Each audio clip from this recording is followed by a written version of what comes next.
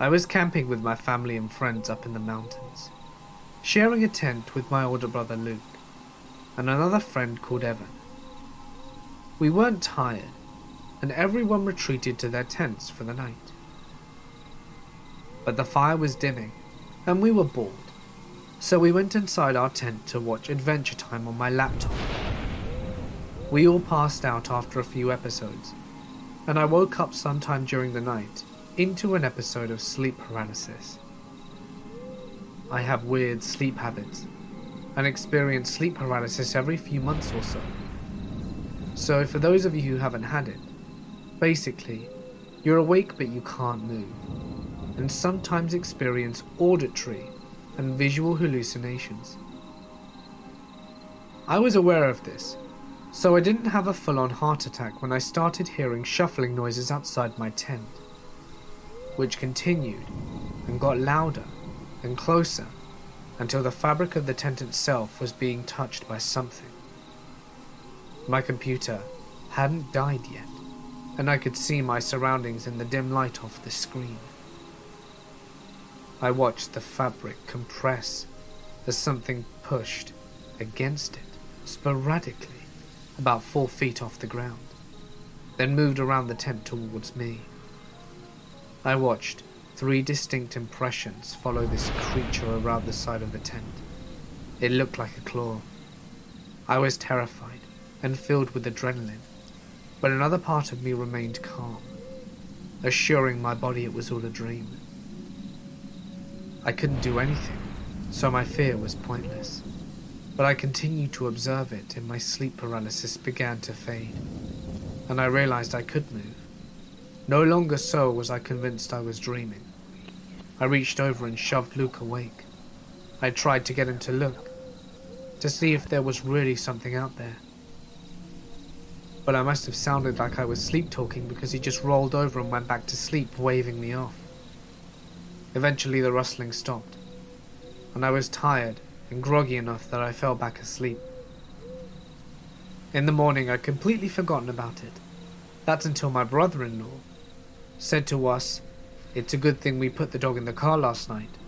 There was a bear here," whilst we were sleeping. Dean pointed out the tree where we'd strung up our trash and saw the fresh, gaping claw marks about 9 feet deep up the trunk. That hit me hard. I had seen the bear and calmly watched it test the fabric of my tent 12 inches from my face. I went camping with the summer program when I was 16. 12 other guys being managed by 4 adult men, and we were having a great time. S'mores, hot cocoa, campfire stories, the works. We all had to be in our tents and either sleeping or awake, but quiet, by 11. I was in a tent with 2 other guys, staying up later and just talking typical teenage guy stuff. As one guy is talking, I start to hear heavy breathing nearby, like someone has just been running and is out of breath. I ignore it and keep listening. I figure I'm just a weird kid hearing things, or that one of the guys in the next tent is making the noise whilst he sleeps. Then we hear, "Please, help me," from outside. It didn't sound like anyone in the group. It sounded like an old man out of breath. We all went dead quiet and listened to this guy's breath, then asked again with a whimper at the end. I don't know what possessed this guy near the front of our tent, but he turned on a flashlight and opened the inner flap, but kept the outer zipped and looked out. We just see a pair of bare, old and scabbed pale legs standing there. It looked like this guy had been walking nude through the woods for some time. He asked for help and kept standing there. We were all paralyzed with fear. But the guy at the front managed to say, "Keep walking down the trail. A ranger will be there soon."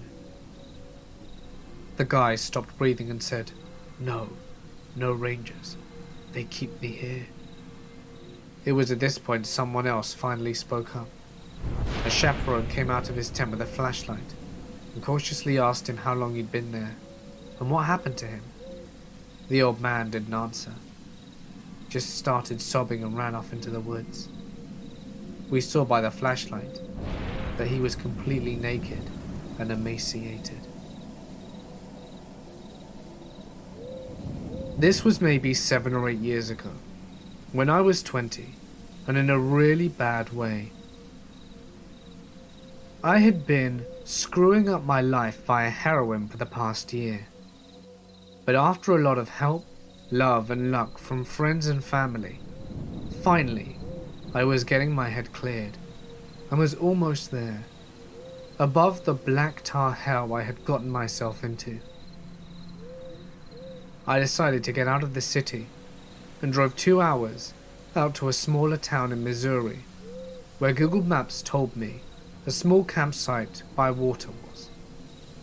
I knew that there shouldn't be very many campers because it had just gotten cold and was around 40 or so that night. Nearly there, as I'm driving down a misty morning road, just a picturesque straight 2-line highway. There's this object laying in the road about half a mile up. I slow my approach and can see this shaggy mutt just hanging out. I stop and rolled down my window right next to it, and she came up, licked my hand and wagged her tail a bit. She seemed to expect something of me. She had no tag, no tattoo for Chip, and was just a dog with no name. Naturally, I popped open the passenger side door for her, and she was so glad and hopped in. So now I've got this dirty but friendly companion with me for my little excursion, the dog with no name. The entrance to the campsite was only a half-mile further. As I suspected, there was no one around. I just dropped a 5 in the honor box and picked the closest site to the stream. I set up my tent, the same one I did set up for years with my dad as a kid, collected some dry sticks, and started a fire. The dog with no name just circled the campsite, looking content enough to sniff some leaves and roll around in the mud. I went to check out the rivulet, about 30 feet wide. It had a man-made stone dam that you could walk across. To the west was the deeper part of the river, sort of pooling at the dam. Then maybe an 8-foot drop to the east into calmer streams. Instantly, I wanted to go on, cleanse myself, symbolize, baptize, whatever.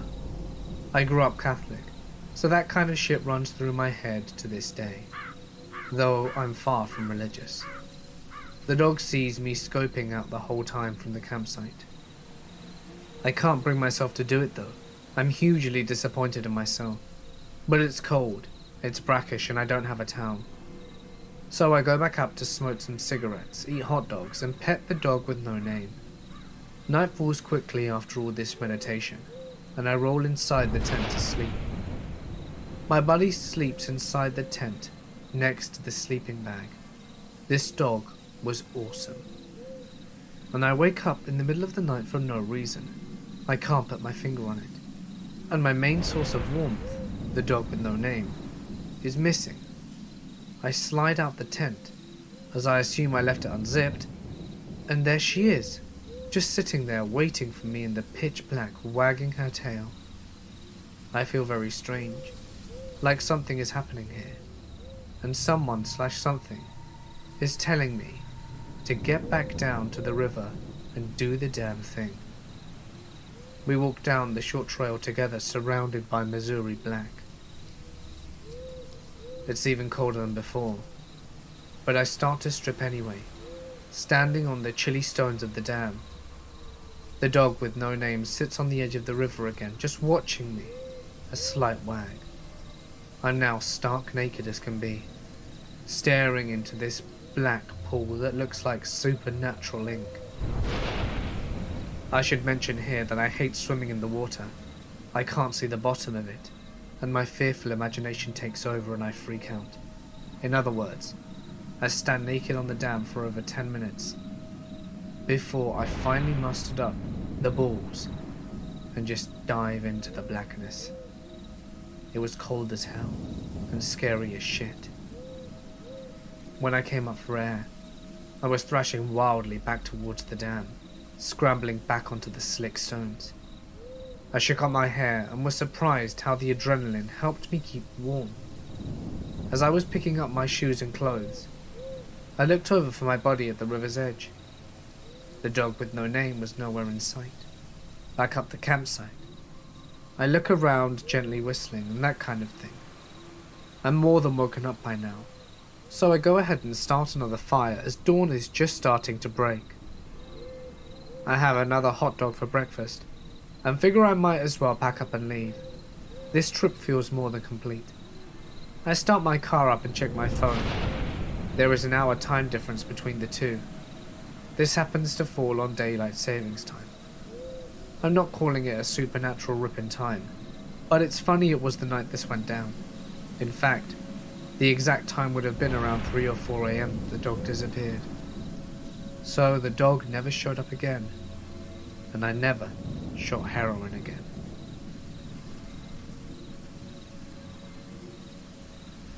Whilst prospecting out here in the Caribou region, I came across a set of rock piles, known as Chinese piles, out in the middle of nowhere. These being here means someone did a lot of digging back in the old days. So I started working, and after an hour and a half had about 10 grams of gold and was having a happy dance, when I noticed the small standing stones on each of the rock walls. Each stone had several Chinese characters on them, and in a moment of dread, I realized that they were graves. I put the gold in a glass bottle I found nearby and left it behind. I also took down drawings of the symbols to show to a local historian, who later confirmed my suspicions that yes, they were graves, and they likely hadn't been seen in over 150 years. Chinese miners believe that if a miner died on site, the ground became cursed by the fallen miner's spirit, so they wouldn't continue to mine the area, and they would tell anyone who they met in the area that it had been worked out. Sometimes they would do extra work to make it look like the site was finished off, so people wouldn't end up digging up their comrades. I've been back several times, but I won't dig there out of respect. The site's super creepy in the morning fog. You can almost see people's outlines sitting around the piles. One of the stories my boss out here told me involved some sketchy folk from Prince George back in the 70s, and went with them looking for some mining gear to steal, so they could claim jump a site a few kilometers down the road. My boss went down this forgotten path into a clearing with 2 ancient bulldozers and a small cabin. The rest went to the bulldozers to see if they ran, whilst my boss went into the cabin and was greeted by a skeleton, laying in bed with a bullet hole in his head.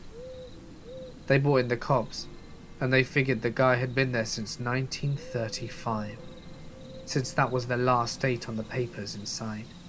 I went to the same cabin with him a few weeks back, but the place had been burnt down by quad bikers. So, as a kid I lived about 100 miles away from the nearest town, at a house without electricity or running water, which is the works in the Colorado Rockies. This place was in the absolute middle of nowhere, and we frequently saw all kinds of wild animals, ranging from elk, deer, coyotes and cats. Our property and a bunch of other neighbours' properties bordered national forest roads, so to keep people off our road, we had to gate about 1.5 miles from our house that we drove through before we reached our house. This time of year, we are the only people up there, as all the other homes are hunting cabins, long empty by this time in late winter. Now, this was not the type of gate that you could drive around if you forgot your key. There were tons of trees all around it, with barbed wire, ditches and such, so anyone wanting for off-road around it would basically have to build a new road around this gate. Well, one night, my mother, brother and sister and I pull up to the gate, and we cannot find the key. It's gone. So one of us, i.e. me, has to walk all the way back up to the house in the pitch black to fetch the spare key and make their way back down. Now, it's recently snowed in January, and it is totally dark. You can't even see your hands in front of you dark. And with the new snow, you can't hear anything either. There are a few clouds in the sky, on and off to let some starlight through every once in a while. But it's dark, and of course there isn't a flashlight either. So off I go.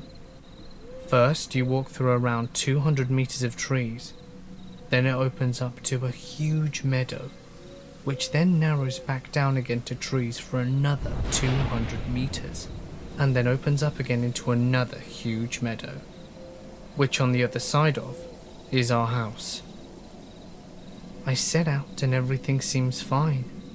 I'm just irritated that I have to do this. I'm about 15 years old at the time and a little angsty teen that is peeved off at the slightest chore. I was not thinking about my surroundings in the slightest, but as I'm walking, I get that feeling that I'm being watched as I'm halfway through the first meadow. That deep, creepy dread that something is right behind you, and you can't see what it is, made it 1,000 times worse by the lack of light and lack of being able to hear. My first instinct was to run, but I knew that if there was something, I was just going to provoke it, so I kept going, and then stopped to try and listen, as I heard a crunch echoing my footsteps. Holy shit. This time I walked a little faster, and I knew there was something behind me. It was probably a cat as well, so I just kept walking right into the second bunch of trees before it opened up into a meadow. I could see our house. I could feel the pressure. At this point we were predator and prey, and I could feel the breath on my shoes. So second clearing comes up and I know what the plan is, and I am about to book it. Thankfully, I'm familiar with what to do, and I scream as loud as I can. As I do so, my dogs hear me and they run to chase whatever it is from behind me. They continue running past me and I book it into the house. When I get in, I grab the 12 gauge first and the keys second, then pick up the tractor keys and jump in. There was no way I was going to walk that again. As I'm driving back towards the gate, I see the dogs running back. At least they weren't hurt. That could have been extremely dangerous. I also see the tracks. I knew it was a cat. It actually started approaching me from the first meadow and was tailing me for a long time. I tell my family the whole story, and I know that I'm not going to get any sleep tonight. From that day, I refused to be out alone at night in the countryside without a weapon.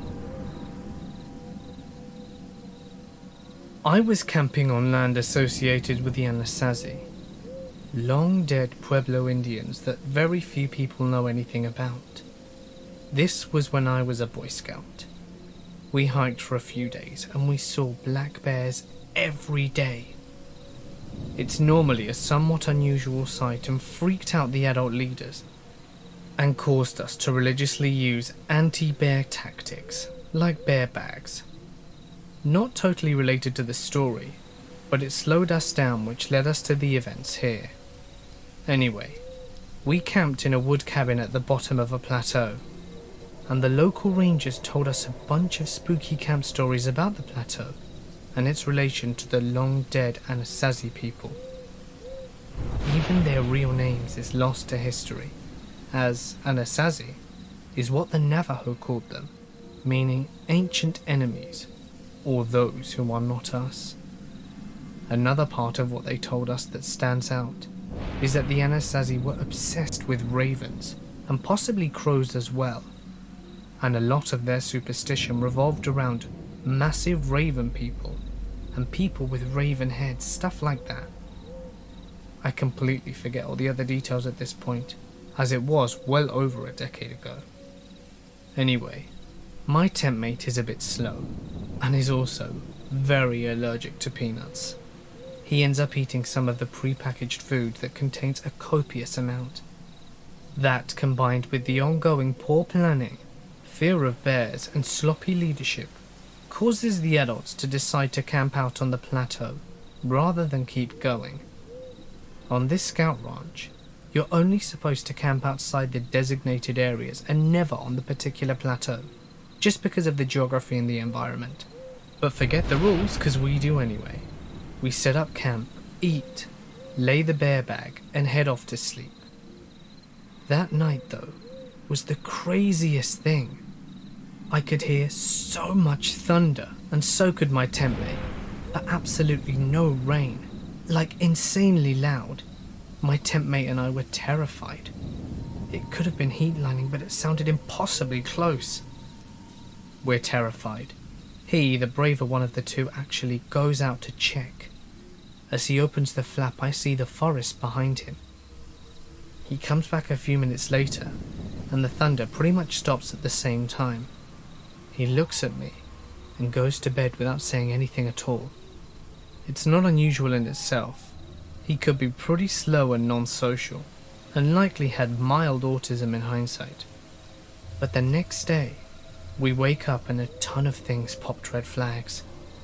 Firstly, our tent is facing an open field, which is very strange, because yesterday we both saw Forrest from when he left the tent to check. Second, no one else heard lightning that night, except for us, which was absolutely crazy as it was loud enough to wake everyone on Earth. Remember how my tent mate checked out the thunder as well? Well, he had no recollection of what he saw. He woke up confused, saying that the last thing that he remembered was just stepping outside. The good part though, the guy in the tent next door brought this up before we did. He also decided to get up and check it out, and he claims that when he stepped out of the tent, there were no trees anywhere, just extremely long, tall pole objects, almost as if there were thousands of stilts.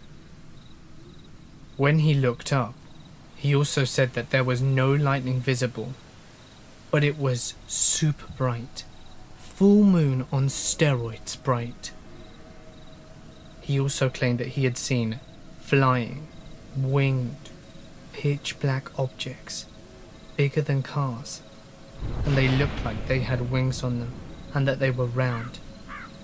He dove back inside and doesn't remember going to sleep or the noise going away. Remember the giant raven myths? I did, and I was scared shitless. I wouldn't have believed him if I hadn't have seen the trees and heard the thunder for myself. About 10 years ago, I was working as a private investigator. It sounds cool, but it actually isn't.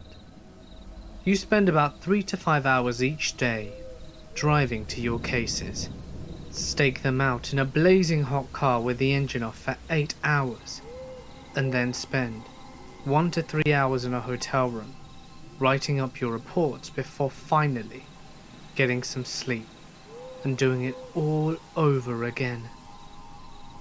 I did this job for about a year after completing my training to be a medic in the Army Reserves.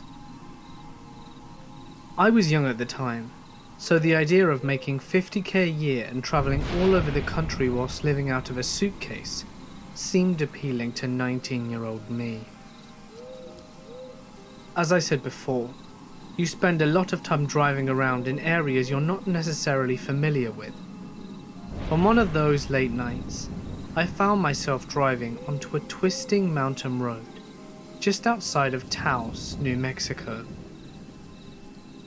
The area was heavily wooded with narrow roads that curved sharply, without a lot of places to turn off, since you were driving up and around mountains and forests. In the middle of the night, as I maneuvered my rental vehicle through a curve, I saw a woman stumbling along the side of the road carrying a small child. The sight caught me off guard and sent a shiver down my spine. It was so unexpected and so out of place. There were no houses nor buildings around me, and it was around 2 a.m. and pitch black. This unnerved me, but what sent the shiver down my spine was the way she moved. She lurched along with what I can only describe as a shuffle, straight out of a George Romero zombie flick, and she didn't look up or acknowledge me as I drove by. She just stared aimlessly at the road in front of her. You have to remember that I was 19 years old, and fresh out of a year of extensive army training. I was in peak physical shape, and I thought I was Billy Badass at the time. I had spent a month working in trauma centers as part of my training, so I still don't often get freaked out or scared, but seeing this did scare me. I drove on for a minute or two thinking about what I'd just seen. Who was she? What was she doing here this time of night? How did she get here? The more rational part of my brain took over, and I came to a horrifying realization. I had been driving for about 1.5 miles past her, and I hadn't seen any homes nor businesses, nor had I come across any places to turn off since I had seen her.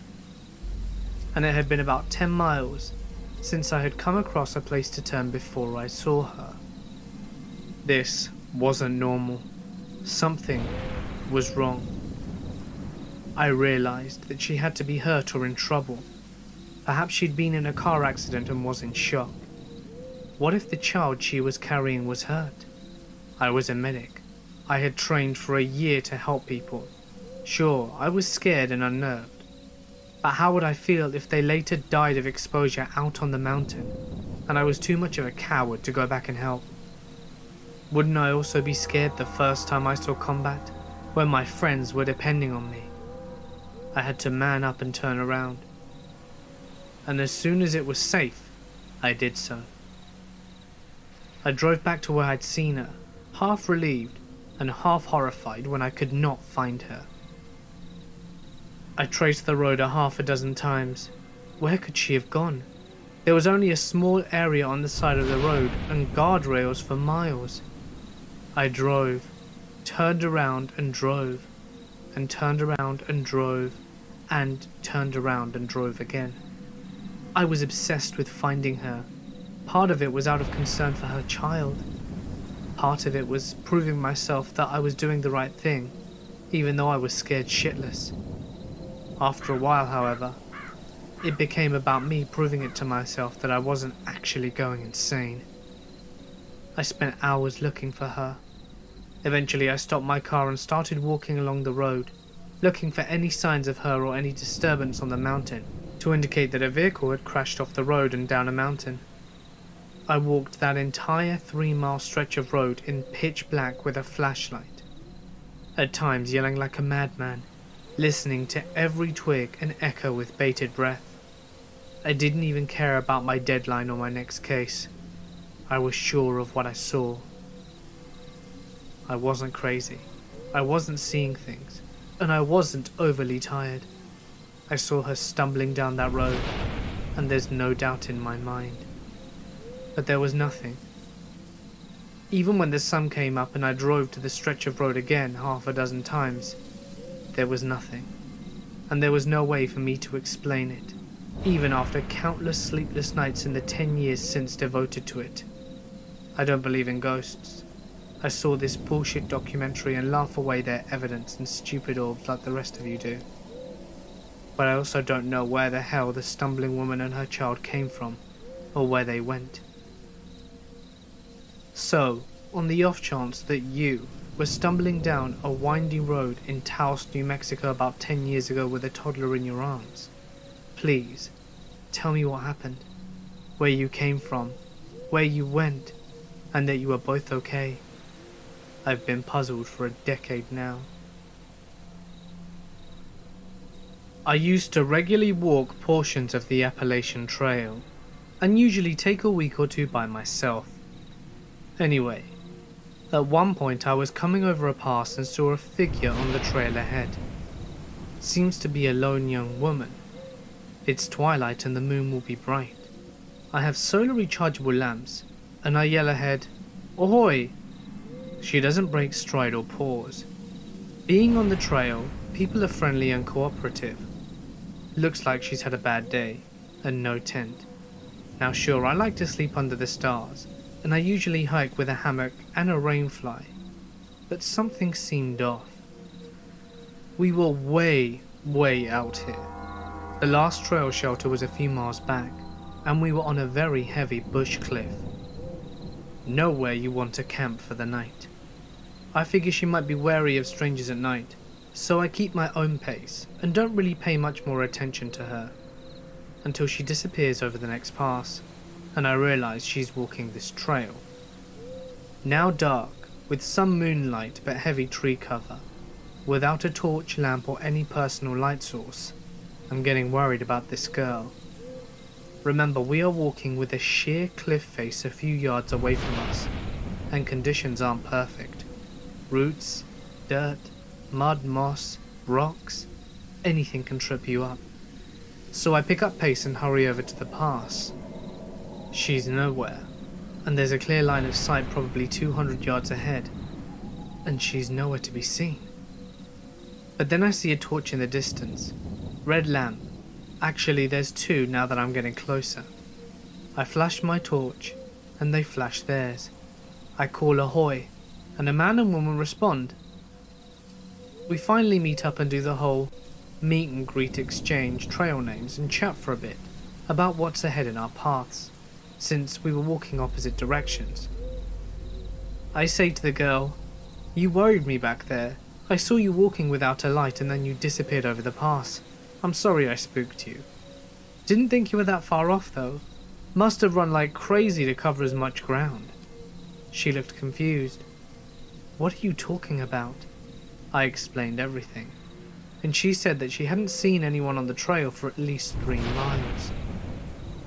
There was no one reported missing, no abandoned campsites, nothing.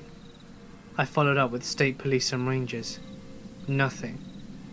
Who the hell was on the trail ahead of me? Walking at night with no light, minimal gear, and then to just suddenly disappear when there's only one way to go along the trail? I'm still clueless. I used to work security, and several years ago I was assigned to a remote construction site where a summer camp was being built. It was quite literally in the middle of the woods, roughly 4 or 5 miles into the forest, with only a single access road that they'd been using to haul equipment and supplies and such. My job was to provide overnight security, doing a foot patrol of the entire area. The patrol covered around 2 miles, roughly once every hour, and then going back to my post, which was a tiny wooden shack not much bigger than a payphone booth to fill up my logs. Other than the occasional black bear, coyote or bobcat, it was a very boring assignment, with one exception. I was doing a routine patrol one night near the end of my shift, around 3 AM or so. I just passed the gate, where the access road enters the site, when I heard an extremely loud, piercing scream that seemed to have come from a distance down the road. It sounded like a woman screaming in absolute terror, and at this point I need to clarify. I hear bobcats pretty often around my house, and encounter them occasionally whilst working in remote areas. They definitely have a distinctive and creepy scream, but there is absolutely no way that this scream was a bobcat. I immediately took off sprinting as fast as I could in that direction. I didn't hear anything else after the initial scream, but about a quarter of a mile down or so, I came upon a car parked just off the side of the road. There was no car in sight when I'd come through on my way to my shift, so it had to have been parked there fairly recently. Not running and with no lights on, and no doors open nor anything. I called out to see if anyone was there, but got no reply. I looked around the general area and didn't see anything. Needless to say, I was pretty goddamn sketched out at this point. I ran back to my post and reported what I'd seen to the local police, since there wasn't really anything else I could do. Unfortunately, nothing ever came of it. I've never found out whose scream I heard or what caused it. The car was apparently owned by a guy who lived in the area, but I never heard why he was there. My supervisor suggested that maybe I'd heard a mountain lion or another animal screaming, but I've heard those animal sounds before, and although they're definitely freaky, there's no mistaking an honest-to-God human scream. A friend of mine and I were hiking through the woods. It was dark out, and we were beginning to head back towards home, when something came across the path by a fallen tree. It's hard to describe, but it looked like a man in a hooded cloak. It stood, and then slowly and silently moved to a tree and keeled. We couldn't see its face, but we got the feeling that we were being watched. We tried to shrug it off and keep moving. Further down the trail, we saw it again. Being in our early teens, we decided stupidly that we were going to get to the bottom of this. So we started after it, and it started charging. We screamed and it stopped, and then took off into the woods. Feeling brave again, I grabbed a big spear-shaped stick and took off after it. I ran for a bit through the woods until I could see the outline of it once more up ahead through the moonlight. I knelt and watched as another popped up beside it, then another, and then I heard moving to the side of me, realizing that whatever these things were, they had surrounded me. I quickly noped out of there in the direction I left my friend, so I know that sounds like the creepy part, but it gets weirder. My friend wasn't there when I'd left him, so I called out to him, and he responded a little away, followed by, "You've got to see this." So I followed his voice and came to a clearing. It was bright as hell, and floating around the clearing were legit balls of light, almost like the fairy fountains from The Legend of Zelda. These were pure white light, and we looked at each other, and then hightailed it back to the trail and went home. It was definitely the strangest and scariest thing I've ever witnessed.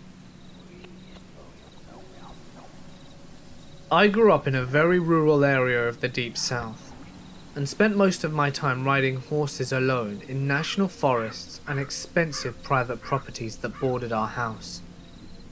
There was an old abandoned house 2 miles ride through the woods from me.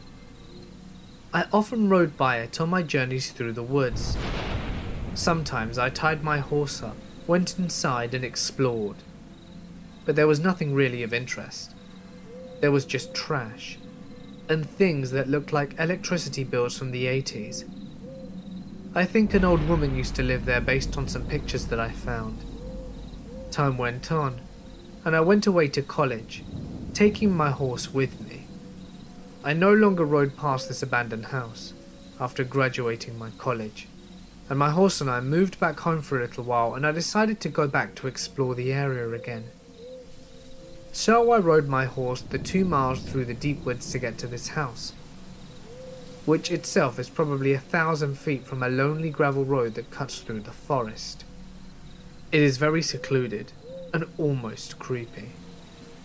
The house is about 3 miles away from a paved road. I am less brave than I used to be, so when I entered the house I felt out of place and slightly scared. But I used my cell phone light to explore the rooms anyway.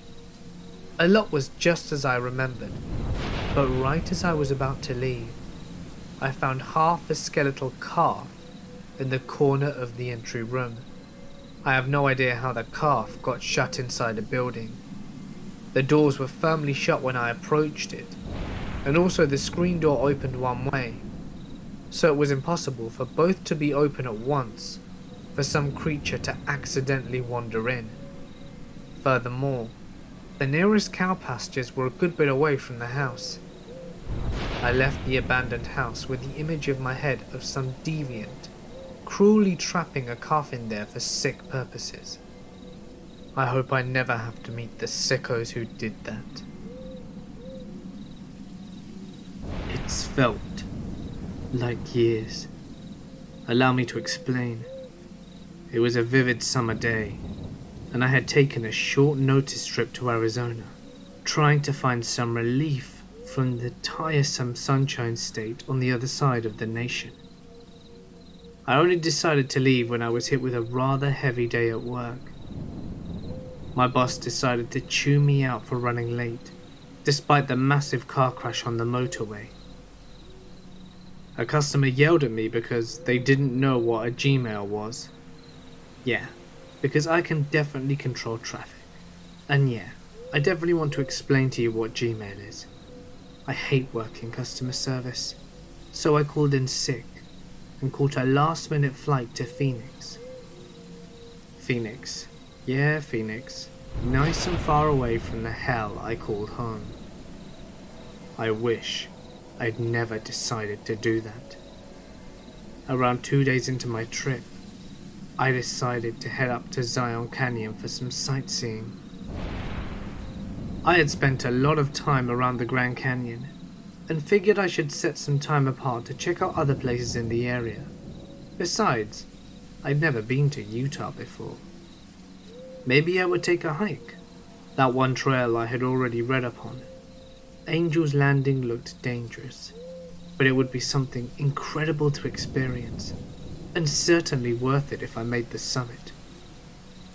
I turned on Google Maps, and my rather shitty Android fumbled around with it, until finally it picked up the location.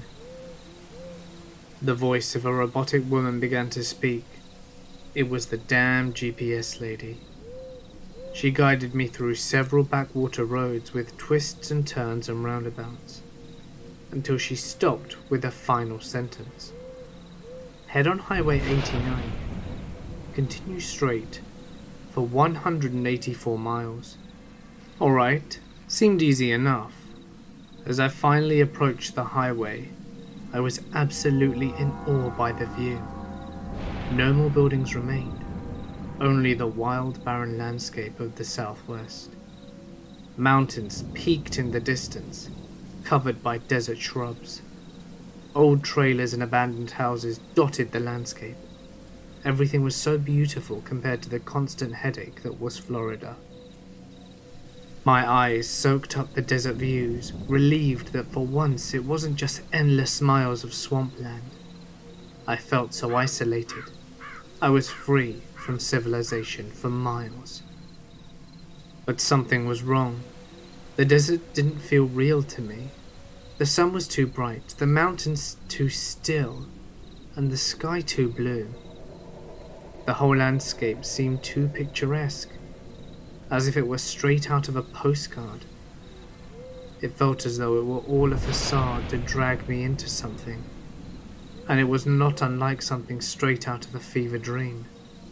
You know those mornings as a kid when you wake up with a pounding headache and sense of false reality? I'd been driving for hours, and the scenery just seemed to remain stagnant. I was so sure I'd spent the entire damn day on the road, but the sun hadn't moved an inch. Was I hallucinating? God, when was this road ever going to end? Speaking of it, I'm still here. I've been driving on this road every day. It only keeps on going and going. I've been seeing the same road signs over and over. There's no civilization around. I've tried knocking on those trailer doors, but no one's ever home. And you know what else? Despite my solitude, I feel like I'm constantly being chased. I hate that feeling. That same feeling from when you're a kid and you sprint up the stairs from the pinch of darkness down, not daring to look back at whatever was behind you. That feeling when any source of noise of your house was enough to make you jump and run for your life. The source of the noise for me was the booming. And that feeling is always here. Every once in a while I hear a booming, as if someone is going at it with a gigantic drum. I slow my car down, and the booming gets faster, closer and louder. And that feeling, every time I slow, the feeling grows stronger, as if whatever it was is getting closer. It's like whatever that something is hunting me down, almost testing me, and every time I stop the booming gets louder, as if it's targeting me. I don't know what that is, but I feel like it's dangerous. I don't know what chases behind me, but I know better than the kid who runs away from his basement door the first chance he gets. Running away from that something, but that something is behind me.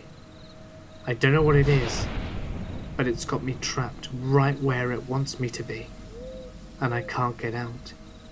I've driven off cliffs and into rivers, yet I wake up on the side of the road again, to the same sight, my truck waiting for me to drive off again. I can't even commit suicide. The place won't let me. I've tried communicating through whatever internet I could scrounge up on my phone, but I don't even know if anyone has seen my cries for help. The screen just shows up blank, save for my own words written in desperation. No one will ever answer my texts. No one will answer my calls. I will never see any other cars. Only me. I never get hungry, or tired, or thirsty. Only trapped. It's like time hasn't passed. Time hasn't passed. Everyone is gone. Something's chasing me, and I'm still writing this. I think I've been in the same spot for too long. The boom's only getting louder, and now something is right behind me. Time has not passed, and I need to get out. Now. Tonight, my sister, brother-in-law and 2 friends and I all piled into a truck and we headed out to the desert near the old Cal Portland concrete factory. About half hour into driving, kicking up dust and messing around, everyone gets the chills, and my anxiety starts to flare up. We brush it off as the temperature difference and just keep going. 10 minutes later, we come around a corner and my sister says, "Please tell me you guys just saw that woman." We responded with, "What woman?" She says, "We just passed a woman standing on the side of the road wearing pink. I think it was a pink shirt, and she had blonde hair that was covering her face. She looked dead." I honestly thought she was messing with me, so we turn around and go to the spot where she saw her. No woman. Brother-in-law and I get our flashlights out and look around. No woman. I tell my sister she's seeing things, and she insists that she saw a woman. So I decide to check my dashcam footage. Sure as shit, there was a woman.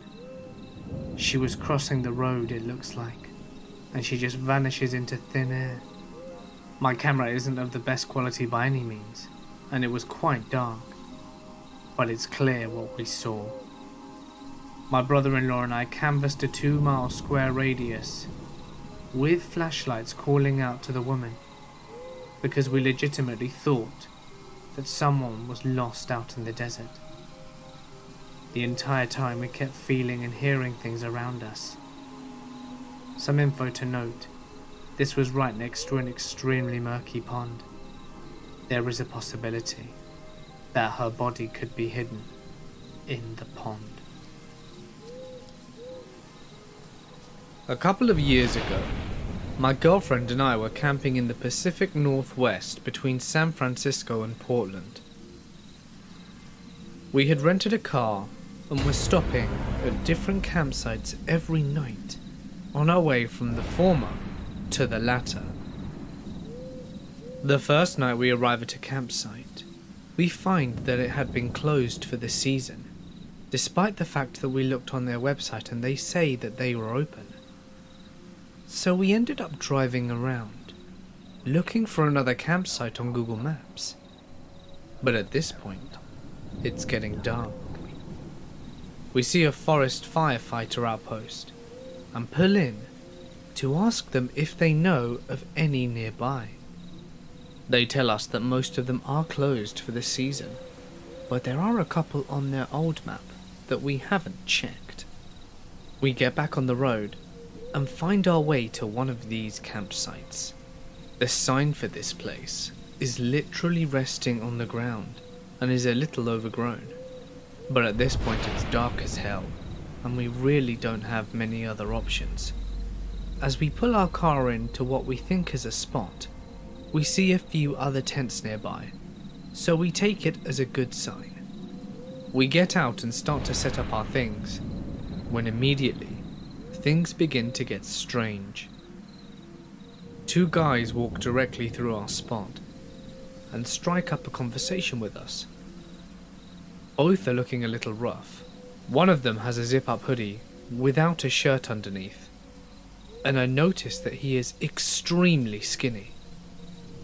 They're also both really dirty and have messed up hair, but hey, we're camping. They're both speaking very fast and seem kind of nervous. They tell us that they're actually seasonal workers nearby and are staying at this campsite to save money whilst they're there. Whilst we're talking to these two guys, a decade-old white Mercedes pulls into the campsite with all four windows blasting rap music. The driver and passenger look like some real ICP enthusiasts. They look around quickly and leave immediately. At the time, I thought they were probably looking for a campsite too. The two rough dudes also leave, and we continue setting up camp. Not too long after, we get another visitor. This time it's an older woman, with a 3-pack-a-day voice. She's nice enough, but also asking us some pretty weird questions. "You guys here for the horror show?" she asks. I'm thinking, what's a horror show? "Do you mean the haunted house, lady?" She tells us that lots of people come out for the horror show, and starts warning us about all the ghouls and zombies. She eventually leaves, and my girlfriend and I agree they must be talking about some kind of haunted house nearby, as it was early October. And you know, maybe that's where the seasonal worker dudes who looked kind of scary happened to be working at. It all checked out in my mind. We start our fire, and I begin breaking out the wood, when my girlfriend admits that she's freaked out. She's worried about the people that we've encountered and how strange this campsite is. She points out that there aren't really any sounds coming from anyone else's tents, with the exception of the one woman, who wouldn't stop coughing. No music, no children, laughter, nothing. I'm starting to believe her. But at this point it's pretty late, and we don't really have any other options. I'm also thinking that if the campsite is weird, it's just some harmless weirdos. She seems pacified by my confidence, and we continue making dinner. It's at this point a bunch of really weird shit starts happening. The two dudes we met right when we got there emerge from the woods without any source of light and without saying a word, walking straight into their tent.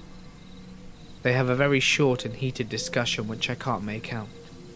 One of them storms out of the tent and walks straight towards the older woman's campsite, making eye contact with me for an uncomfortably long amount of time. He then climbs into the cab of her pickup truck, and I realise there's already someone in there, and likely has been for some time. Probably the woman. You can tell that they start smoking something from when the lighter flickers. This strikes me as especially odd. You smoke cigarettes in the car? Probably not. Pot? We're at a campsite in Northern California, and I'm pretty sure there aren't any kids around. Why go into the car to do that? Then it hits me like a sack of bricks. It's meth. They were all smoking meth, and the woman was probably dealing. The level of comfort she had established in her campsite indicated that she'd been there for a while. Meth explained why everyone was looking like emancipated zombies. It explained the juggalos driving through, getting spooked and leaving. It explained the strange erratic behavior and constant coughing from everyone. This was clearly some sort of live-in meth village at a closed-down campsite in the backwoods of Northern California. It's at this moment that I realize the second guy is skulking around the edge of our campsite, clearly trying not to be seen. I conceded to my girlfriend that I also wanted to leave. We packed up everything very slowly and normally, trying to make it look like we were just putting away food and putting our fire out for the night. With only the tent left, I tell my girlfriend to get into the car and get ready to back out of the spot. The second I pick up the tent, the woman's truck starts up and her lights turn on. They were blindingly bright circular lights on a rack. I throw the tent into the trunk as fast as I can and I tell my girlfriend to back up. I'm standing behind the car to guide her, but also making it very clear to whoever's watching us that I have a hatchet. I was so on edge that if Mr. Rogers caught me off guard, I would have buried that thing into his skull. She throws the car into reverse, hits the pedal, and the car doesn't move. I can hear the engine revving, and I see the car lurching, but it's not going anywhere. For a split second I think they've slashed our tires somehow. This is how horror movies start. Suddenly it hits me. The parking brake is likely on. It was. She backs up, gets on the main path, and I jump in the passenger seat. As we drive out there, we can hear them start screaming about something. Once we get onto the main road, we do a Chinese fire drill. And I drive down the road at warp speed to the first bed and breakfast that we see. It was lovely. It was June 1987, because it was the baseball season after the Bill Buckner disaster. My girlfriend's parents owned the place. It was in southeast Idaho. It was a pretty big place with lots of acreage. The guy who was the full-time caretaker for the place had just quit, and my girlfriend's dad went out there to find a new caretaker. But the new caretaker couldn't start for 1 month. Her dad offered to pay me $1,200 to go out there. Free food, satellite TV, and all I had to do was keep an eye on the place and feed the dogs and the horse. I had never been out west, so I took him up on it, and it sounded better than doing landscaping. I spent the time reading, exploring, playing the dogs and riding the horse. It was completely uneventful, until that night. After the knocking stopped and dogs stopped barking, I eventually went back to sleep. I didn't freak out that much because there were 2 German shepherds inside with me, and I had a gun. I kept it on my nightstand. I had been drinking a little but was not drunk by any means. There were several neighbours that were a few miles away. I was kind of thinking that someone had just driven down the wrong driveway. Next morning at the crack of dawn, I opened the front door to let the dogs out and see a white Chevy Nova sitting in the driveway. It was near the small cabin for the caretaker. The cabin was around 100 yards from the main house. I called my girlfriend's dad and asked him if he knew anyone with that make or model of car. He said he didn't, and he called the police directly. Police show up, ask me a few questions, and walk around the property for an hour or so. The car was locked, and the police had it towed. I have no idea if it was broken down or not. There was only 1 set of tire tracks coming into the house. A few days later, my girlfriend's dad called me up to say the guy who owned the car was missing, and to call the police if anything weird happened again. I have no idea who the guy was at all. Don't know how long he was missing or when he was reported missing, or who reported him missing. He was just missing.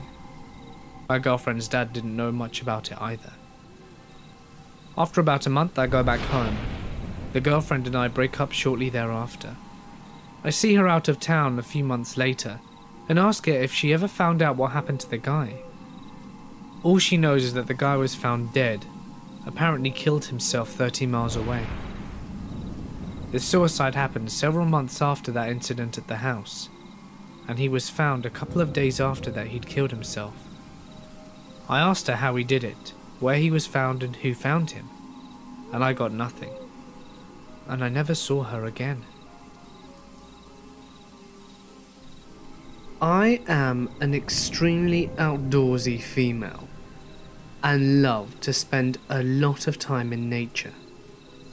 I spent the better part of my early 20s living in the remote northern locations and exploring a lot of Alaska, Yukon, and BC.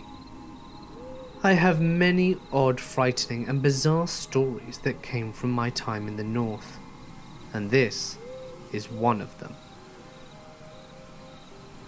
In the summer of 2012, when I was 22, I was living and working in a pretty remote town in northern British Columbia from May to September. The place I worked at was a campground in a provincial park on the Alaskan Highway, 4 hours north of Fort Nelson and 2 hours south of the Yukon/British Columbia border. The best part about the park was the fact that it had a beautiful natural hot springs, which attracted tourists from all over North America every summer. I lived in an old trailer on a separate part of the campground, where the rest of the staff lived. I quickly got used to living in a place that had no running water, no electricity, no cell phone service, and no internet. And driving 4 hours to Fort Nelson every 2 weeks to get groceries and do my laundry, life was pretty sweet. I got to hike, go for late night dips in the springs, and make some travelling friends, and spend quality time in nature, getting to know the flora and fauna of the landscape. My job at the campground? Park facility operator, which was general maintenance and cleaning of campsites, as well as gatehouse attendant, wildlife interpreter, and sometimes I had a few security shifts here and there. The feeling of living in the woods was so completely different than the feeling of living in a city, as far as safety goes. In the city that I'm from, there are people around, and you are aware of the fact that your house or apartment could get broken into, but emergency services are pretty quick to respond, and neighbours are also a big plus. However, in the woods, I felt very vulnerable. The closest police were 4 hours away, and I lived in a trailer that was run down enough that it could easily be broken into. Not to mention it was pretty dark, which made it all the easier to sneak around at night. I was already on edge sleeping every night. The trailer next to mine was abandoned by the previous manager of the campground, after his son had shot himself in the head inside of it. The previous manager had promised numerous times he would hire a company to drive up from Fort Nelson and tow the trailer away, but that never happened. Not whilst I lived there, at least, and nobody seemed to care about it too much. I went into the trailer once, saw the blood and brains were still on the wall, and never went back again. Back in the 90s, there was also a fatal bear attack at the hot springs. We all had to read the incredibly gruesome and detailed police report for our bear aware training. So yeah, unsettling to say the least. One night, at probably around 2 in the morning, I'm asleep inside my trailer and am woken up by a very loud banging on the trailer door. Reasonably shaken, I look outside the window next to my bed, and I see a car with its lights on and 2 men standing at my door. I can feel the blood drain from my face. This is the moment I've been scared of the entire summer. Through the door I say, "How can I help you?" And one of the guys, clearly hammered out of his mind, starts rambling on about something. No matter how hard I try, I cannot understand what he is saying. I say, "Sorry, I don't understand what you're trying to tell me." And the other guy starts frantically trying to explain something in the same drunken state as the first guy. I decide at this point that they don't mean any harm, and I open the door to speak to them. They look visibly shaken, and I can tell that they are desperate for my help, but don't have the mental capacity of a sober person enough to coherently tell me what is wrong. One of the dudes starts telling me a very long story that I managed to piece together through all of his slurring and hiccuping. Basically, he says that him and his friend are on vacation, and they came up from Fort Nelson to party. They had a really long drive, but were at the hot springs and they were having beers, and they were sorry about having beers. They weren't drunk, clearly. And then he drops the bomb that someone is running around the camp stabbing people. I look at the guy telling me the story, and I notice that he has blood all over his clothing. I say, "Someone is going around stabbing people?" And he replies, "Yes, someone's running around stabbing everyone." Then the other guy yells, "Come on, let's go." And they hop into the aforementioned car and sped off, before I got a chance to question them further. Now I'm standing at my trailer door, in the darkness, alone, thinking that there's a maniac running outside wielding a knife. I have no phone, and I know that the only person who has a phone is the ranger, and his cabin is about a 5-minute walk away from my trailer. I remember at that point that I do have a radio, so I run inside my trailer, lock the door, and try and get the ranger on the radio. Of course, his radio is switched off, and the only thing I think I can do at this point is to go to the ranger's cabin and notify him of the situation. I slip out of my trailer and run through the darkness across the maintenance ground, past the creepy suicide trailer, and through a thicket straight towards the ranger's cabin.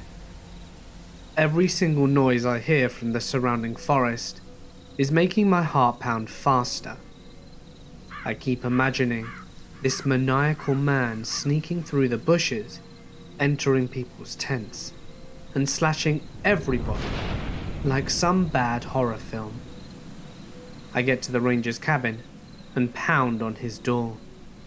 He answers within a few minutes, visibly sleep deprived, and I tell him the whole story. Whilst I'm there, he calls the police, and he tells him that they are on their way and will be there in 4 hours. The ranger grabs his gun, walks me to the back of the trailer and says, "Don't let anybody in." I stay up the rest of the night, listening for any sort of disturbance around me. The intense kind of listening, where you're concentrating so hard on any external sounds that might be made, that you almost feel death from the silence. After about 2 hours of doing this, my trailer starts rocking back and forth. I freeze. My heart drops. I can hear the sound of someone breathing extremely heavily, and I'm thinking, this is it. The knife-wielding maniac is going to murder me, and this trailer is going to have to be another one which they will have to tow away. I'm just sitting there on my bed, in my trailer as it's rocking, waiting for the maniac to stop tormenting me and just break the window and stab me. I am listening intently to the heavy breathing, and that's when I hear a grunt, a very non-human sounding grunt. I get a feeling that it's not what I think it is, and I peer out of the window, and I see a bison is scratching its back on the side of my trailer, causing it to rock back and forth. The RCMP get there around 6:30 AM and proceed with their investigation for about 10 hours. They close off the springs and the entire campground turns into an episode of CSI. We don't hear anything about what took place during the night until the investigation is over. Apparently there was a guy at the springs who made a lewd comment about one of the females in another group, which resulted in an argument. The guy disappeared and returned an hour later with a knife, stabbed 2 of the guys in the group, and booked it back to Fort Nelson. Not before stopping at my trailer with his buddy to tell me, of course, of the incident. Yeah, one of the guys at my trailer. He was the dude stabbing people. My guess is that him and his friend stopped by my trailer to try and make it look like they were innocent. Drunken logic. The 2 guys that were stabbed survived, which is good. For many days following this incident, I was cleaning up blood-soaked clothing and rags from all random places over the campground. So knife-wielding maniac, let's not meet again. From 2012 to 2013, I did a lot of hiking in and around the coastal range of Oregon. I would frequently go out by myself for days, and coming to town to restock on food if necessary. It was commonplace for when I was in town to spend the whole day hiking back the 4 hours to where I was camping at dusk. The trail I took wasn't well travelled and looked more like a deer path than anything. I had chosen my campsite for its lack of foot traffic and its serenity avoiding conventional locations. I only had a cell phone on me during this period of hiking and camping, no bright clothing, and no GPS nor tracking device or emergency beacon, which probably wasn't the smartest idea looking back. There were times I heard and saw things whilst out in the forest that I didn't recognize by sight and or sound, but nothing came close to the incident that I had in May 2013. I had just done my usual restock in this small town some 6 miles from where I had decided to camp for the night, and I spent the day in town as usual. I started walking back to my camp location at about dusk. Half of the walk I choose to use dirt roads, until veering off on the deer trails that I used earlier in the day. By this time, it was completely dark, but it was clear out and possible to see the trail just using the moonlight. I don't listen to headphones whilst hiking. I've always thought it's wise to be able to hear what's around you in the event of there being a predator, whether that be man or animal alike. I was mentally doing some calculations for the next day's hike when my mind is literally stopped mid-track. I hadn't heard anything, and I don't hardly make any sound when hiking. If I'd heard something, I would have known. For some reason, be it a sixth sense or survival instinct, I'm not sure, but I was jolted quite suddenly out of thought, and made very aware of the fact that I wasn't alone on this trail. What was odd to me, especially, is that even though I had heard nothing whatsoever, no light wind, no birds, I knew acutely that something was behind me about 30 yards down the trail. I still to this day have so many unanswered questions about how I knew this. Standing really still, I turn around and look down, but I don't see anything in the trail, but I feel it.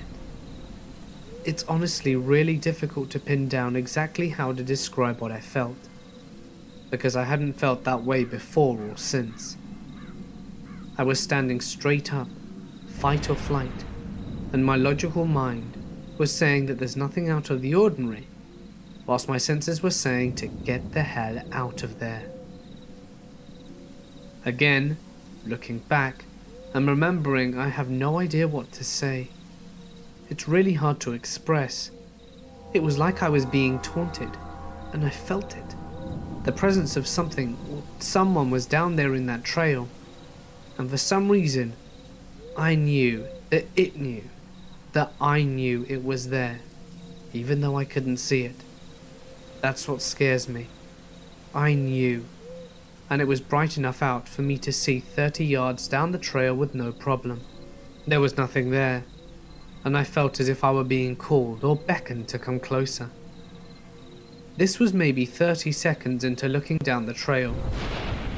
I was panicking, but I still wasn't sure what to think, because I wasn't seeing anything threatening. So I turned around and started walking at a quick pace. I don't know what else to do.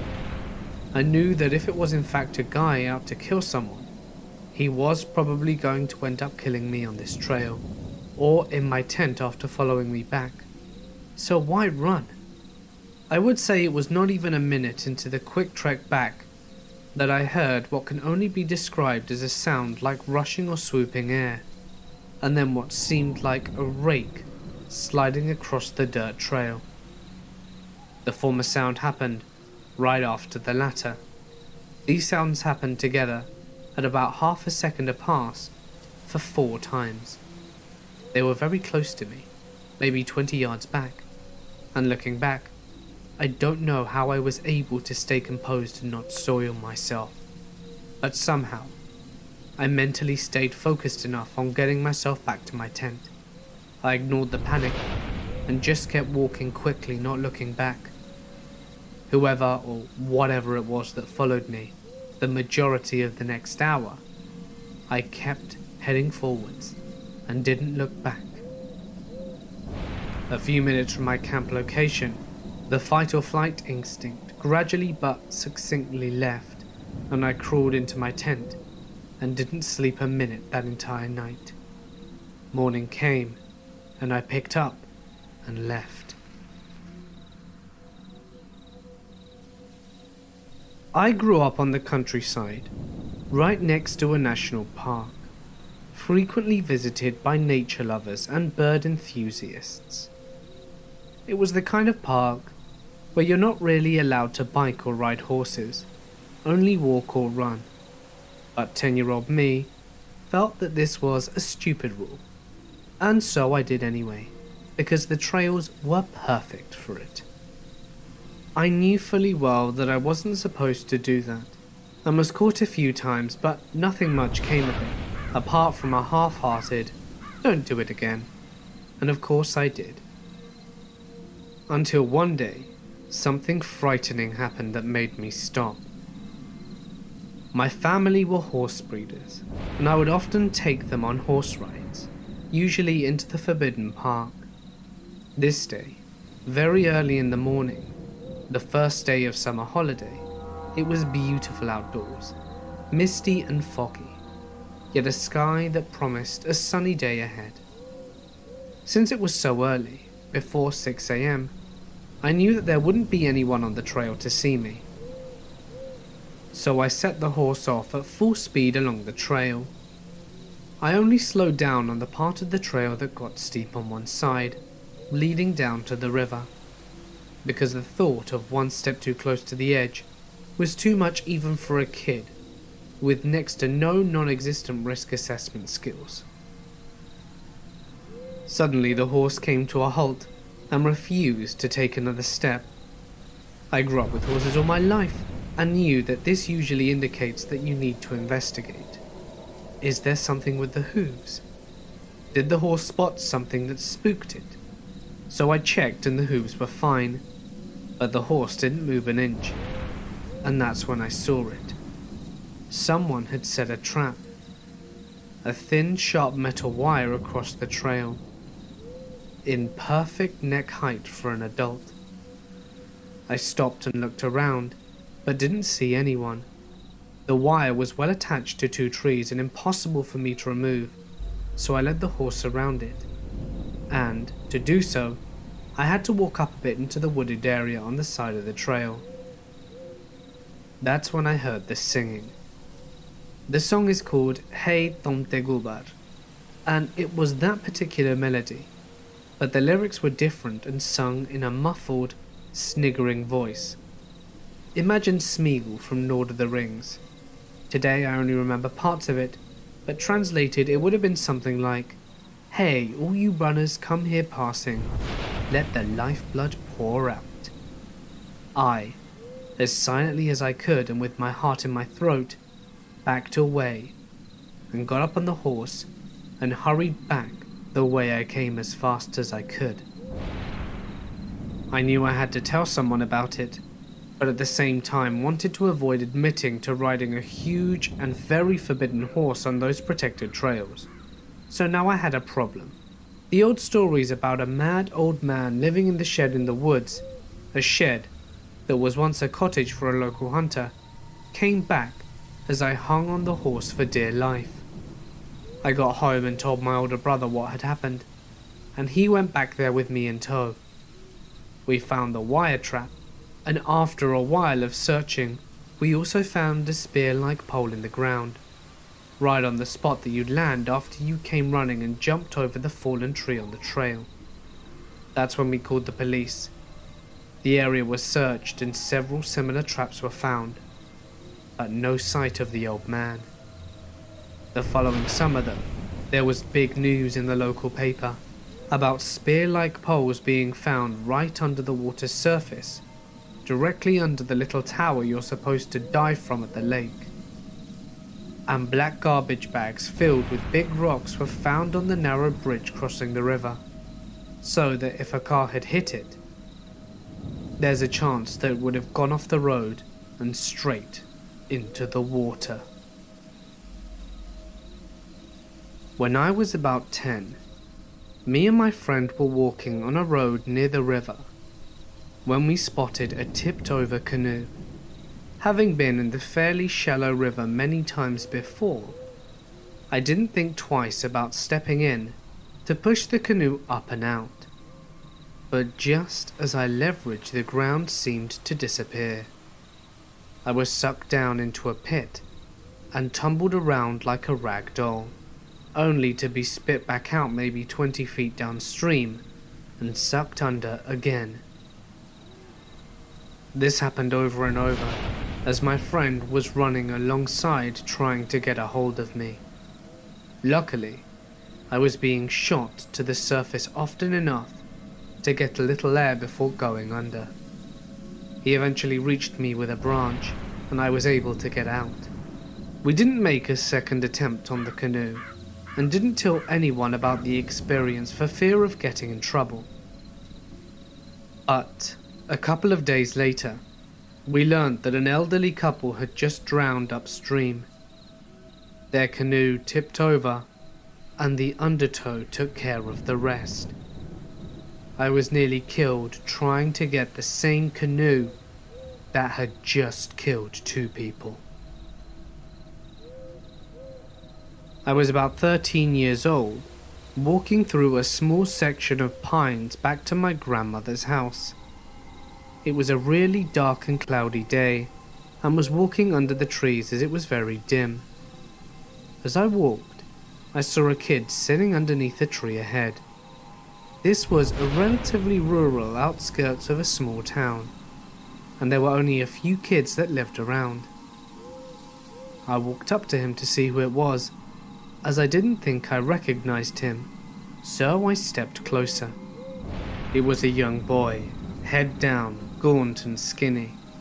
He was wearing burlap or wool pants, a ragged dress shirt, both very dirty and dingy.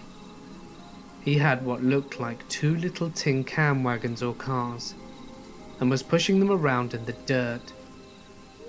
As I got closer, almost right in front of him, a feeling of absolute dread and sickness washed over me, and all of a sudden, I felt like I was going to throw up. "Hey," I kind of stuttered. He looked straight up at me, and I froze like a stone, ice cold.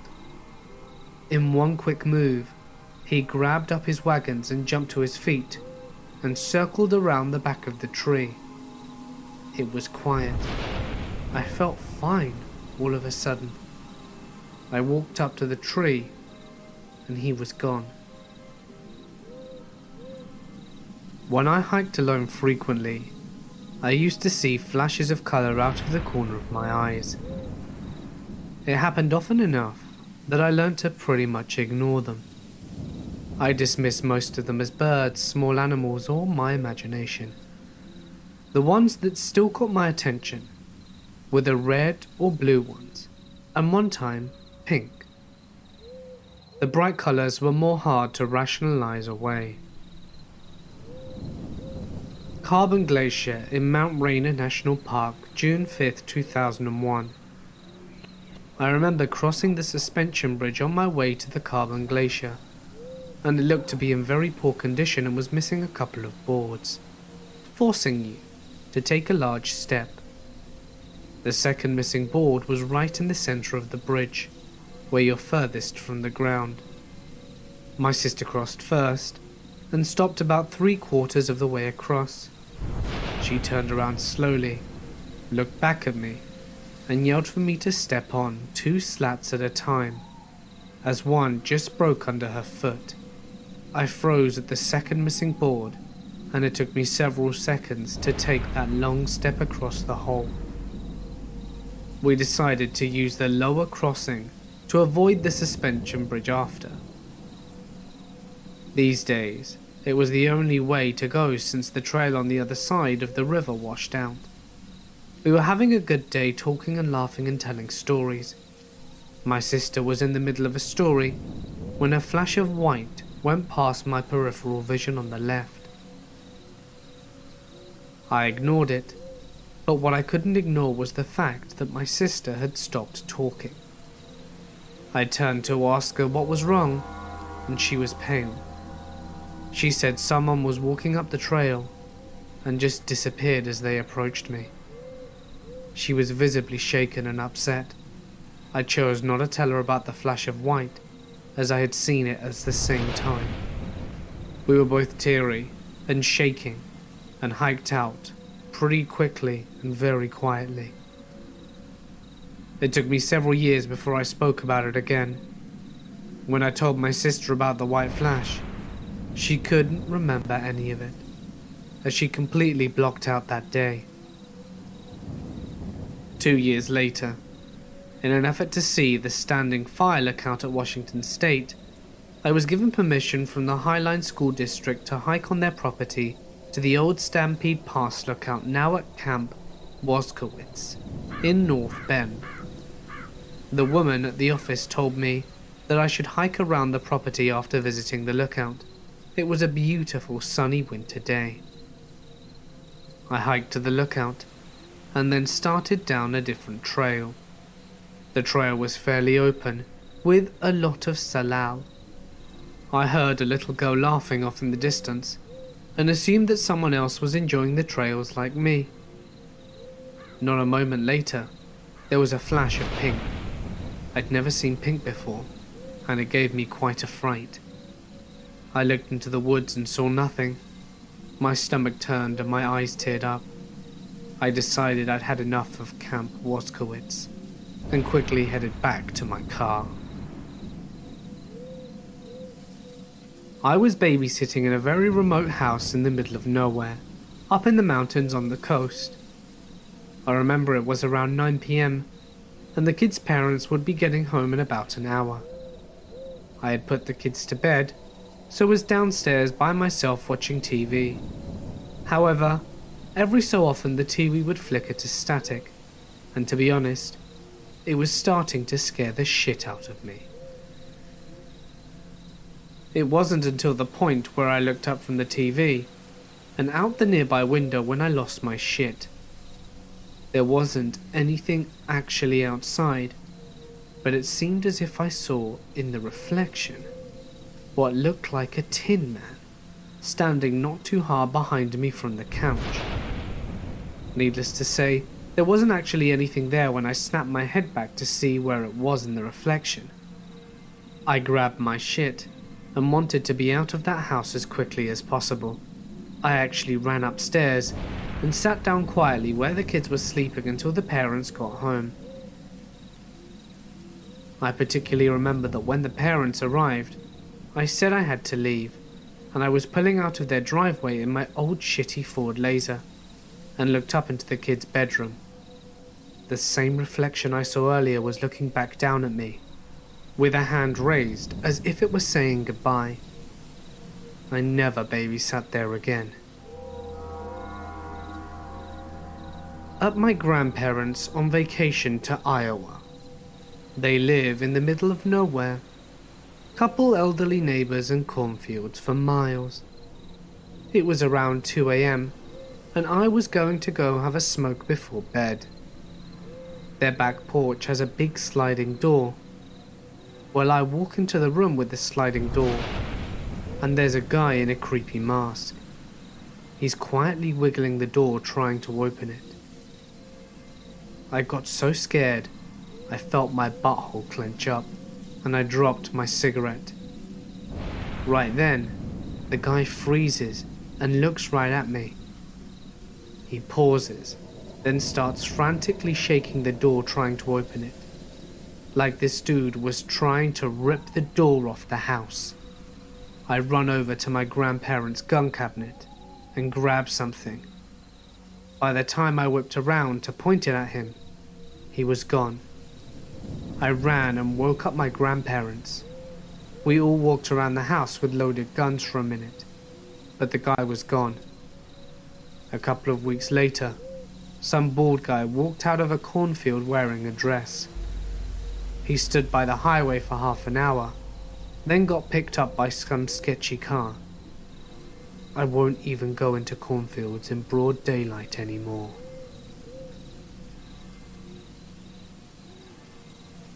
This happened when I was 10. There were 5 or 6 of us spending the night at Charlie's house. Her parents owned a ranch in hill country region of Texas, and their home was built on top of a hill. Other than the dirt driveway up to their house, the hill was wild land covered in cedar trees. It was a clear, slightly chilly night in maybe October or November. But after the sun went down, the moon was out, so we stayed out playing hide and seek, using the driveway as a base. Their ranch was far enough out of town and well fenced, so her parents didn't have a problem with it. Anyway, during one round of hide and seek, me and my friend Georgina were the last 2 hidden. We were very good at hiding and avoiding the seekers, and they managed to find everyone else. Or so we thought. We almost made it back to the road, when 3 of the girls unknowingly cut us off, and we ducked behind a ridge of dirt to remain concealed. Georgina threw a rock across the road behind them to divert their attention, and we were waiting for them to get far enough off the road to make a dramatic rush for the safety of base, when I heard what sounded like a rock getting dislodged and sliding down the hill behind us. I thought Georgina might have done it, so I didn't say anything, but she kind of looked at me and asked if I was okay. I was about to reply when we heard what sounded like one of our friends, Charlie, the ones whose house we were staying at, calling from away down the hill behind us. "Help me." We bolted upright and yelled for the others. They came running back to the road, and we told them what we had heard. No one had seen Charlie since we'd started that round of hide and seek. We took them to the spot where we were hidden, and from there we called Charlie's name. For a moment, all was quiet, Then, faintly, even further down the hill, we heard her say, "Help! I'm stuck!" We panicked and ran up the driveway as fast as we could to get to Charlie's parents. When we burst through the kitchen door ready to yell for her mum and dad, she was there at the bar eating a popsicle. "I wondered how long it was going to take for you all to find me," she gloated. We all flipped out, in the only way 10-year-old girls can. Her parents heard us freaking out downstairs and came down to see what's going on. We told them what happened, and her father grabbed his shotgun, got into the truck, and went to drive around the ranch, making sure that there wasn't anyone on the property who wasn't supposed to be there. He didn't find anything. I've always wondered what we heard that night.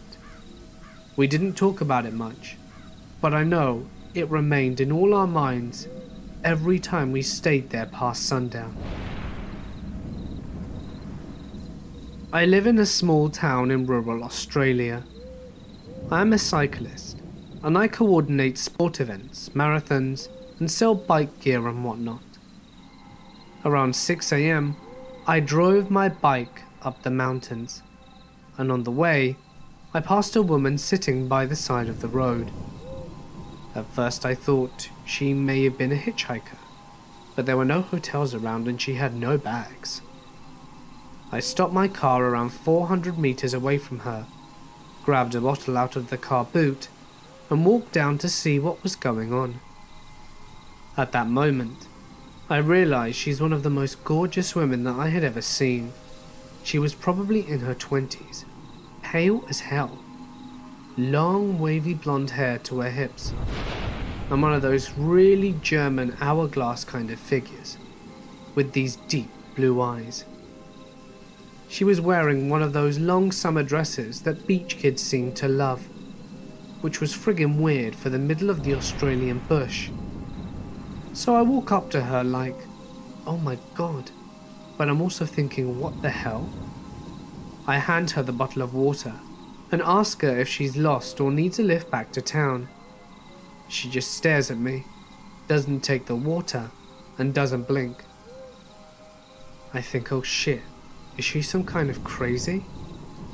So I ask her if she ran away from somewhere, and she just says, no, and hadn't blinked yet.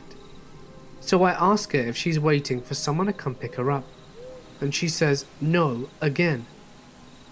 I ask her where her house is, and she says, here. Keep in mind I am halfway up a mountain, and there are no houses here at all. So I was kind of starting to get creeped out by this lady. I walked back to my Jeep, and I was going to start driving back down the mountain and call the cops and get them to come pick up this lady. And she follows me. I was like, look, are you sure you don't want me to run you back to town? And she just says no again. So I'm all like, look, I don't feel comfortable leaving you here in the middle of nowhere. Please let me take you to the police station. And she just turns around and walks off into the bush, miles from anywhere. And I'm sitting there like, what the actual hell? And then I started to get really scared when the bug and bird noises started to come back. It made me realize I hadn't heard a single other sound whilst I was speaking to her. No magpies, no crickets, no early morning sounds at all. I hightailed it out of there and called the local coppers when I reached the bottom of the mountain.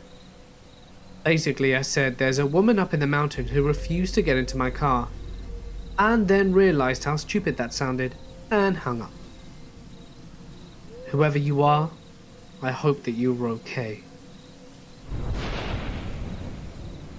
I have had the fortune of traveling all across this great and wonderful nation. But I've seen something whilst camping that makes me reconsider mountain folk in Georgia. Now, I love my home state. I love exploring the vast amounts of wilderness we have here. I just happen to carry a gun at all times whilst exploring now. I didn't then. I went to the Blue Ridge Mountains with a friend to hike. A week without cell phones, we called it. Except we had his satellite phone, just in case of an emergency. We hike as far as we please, and fish, and we find water. Of course, we also have a GPS and a compass to ensure that we don't get lost. So we're on our next to last day of hiking back. We come across a small clearing in a valley that has a nice sized pond. We stop to set up camp and fish. As night falls and our fire is fading, with our bellies full of fish, wild onion, potatoes and wine, we lay down to sleep. And then I hear it. My friend is fast asleep, and the sound doesn't wake him. There's something outside, close by, but not distant enough. A moment of stupidity and adrenaline hits me as I grab our machete and exit the tent brandishing my lackluster weapon. The sound of that of a drum is being played with skill and expertise that only a child with the basic idea of rhythm can possess. Upon exiting the tent, I see a fire and a woman across the pond. She's not creating the drum sound. Instead, she has a black kettle hoisted above her fire, and she's stirring it. She turns her face to me, and I see that she must be as old as the mountains themselves. Her clothes are nothing but rags, yet she has an aura about her, one that is dark and filled with terrible wisdom and knowledge. Her ancient eyes meet mine, and I become paralyzed by fear. The drumming grows louder, and then stops suddenly, and she's gone. So's the fire, and any evidence that she even existed. I started our fire again, and did not sleep. Upon hiking out of the woods and back into our car, we decided to stay at a hotel in a small town nearby, since I was exhausted from staying awake. Of course, I had told my tale to my friend when he woke, and we packed quickly and moved as fast as our legs would carry us. We got to the hotel, which, thankfully, had a restaurant and bar. I told my tale to some locals, and the consensus was that I had met the mountain witch, whose land I was trespassing on, and we were only alive because I had stayed awake. They may have been jesting, but they seemed very serious. I now carry a firearm whenever I hike, mostly because it makes me feel safer, and whether you believe my tale or not makes no difference to me, dear listener. But there are dark and ancient things in this world. Stay safe. In the early 1980s, I was about 8 years old, and my father decided to take me to deer camp for the first time. We were in far northern Wisconsin, where deer camp is sort of like a religion experience, especially our deer camp. Anyway, when we got there, my dad leaned in about 3 inches from my face and gave me a thinly veiled threat that he called a piece of advice. That what was done at camp stays at camp, and especially not to tell my mother what I was about to witness. It was mostly just a bunch of middle-aged drunks in long johns telling dirty jokes and playing cards. But to my eyes, it was the best place on earth. The first morning, my dad wakes me up early to go hunting with his best friend, who had cancer and wasn't expecting to make it back for next year. We were way back in the woods in a standoff when an unseasonal thunderstorm rolls in and chased us back to the truck. On our way back to camp, my father slams on the brakes because he sees something in the middle of the road. It was raining so hard that we couldn't tell what it was from inside. So my dad went to take a look. A couple of minutes later, he climbs back into the truck and simply says, "She's dead." We raced for miles to the nearest phone to call the police. It turns out that she was heavily pregnant, had put her car in the ditch about 5 miles away, and had died from exposure when she became lost looking for help. My main memory of this, though, is bursting out crying on the way home, because I just knew I couldn't keep this big of a secret from my mother. My dad simply told me that there were exceptions to every rule, and this was definitely one of them. I was running on the trails at the Nathan Hale homestead, an 18th century farmhouse and property of a Revolutionary War hero. This was in Connecticut, which is only about a 10-minute drive away from my grandmother's lake house. I could not find a map of the trails anywhere online, and there didn't seem to be any signage at this place, just a bunch of random mountain bike trails in the woods. I was only going to run 4 miles, so I estimated that I would run for about 30 minutes, using my watch to keep myself on track. So I ran around the trails for a while, and nothing seemed too out of the ordinary. It was around 9 on a Monday morning, and the only sounds were the distant hums of Route 31, birds chirping, and the occasional squirrel or deer that scampered off whenever I came near. The trail seemed to wind around a lot. If not for my better than average directional skills, I could have easily gotten lost. About 20 minutes in, I saw something strange about 50 meters off. A finely polished and light-colored wooden coffin. I was a little weirded out, to say the least, and waited until I got closer for a better look. I rounded a corner where several old tree stumps blocked my view, only to find that the coffin had disappeared. Where it should have been, there was just a clump of ferns. Odd. I turned around shortly thereafter and made my way back to my car.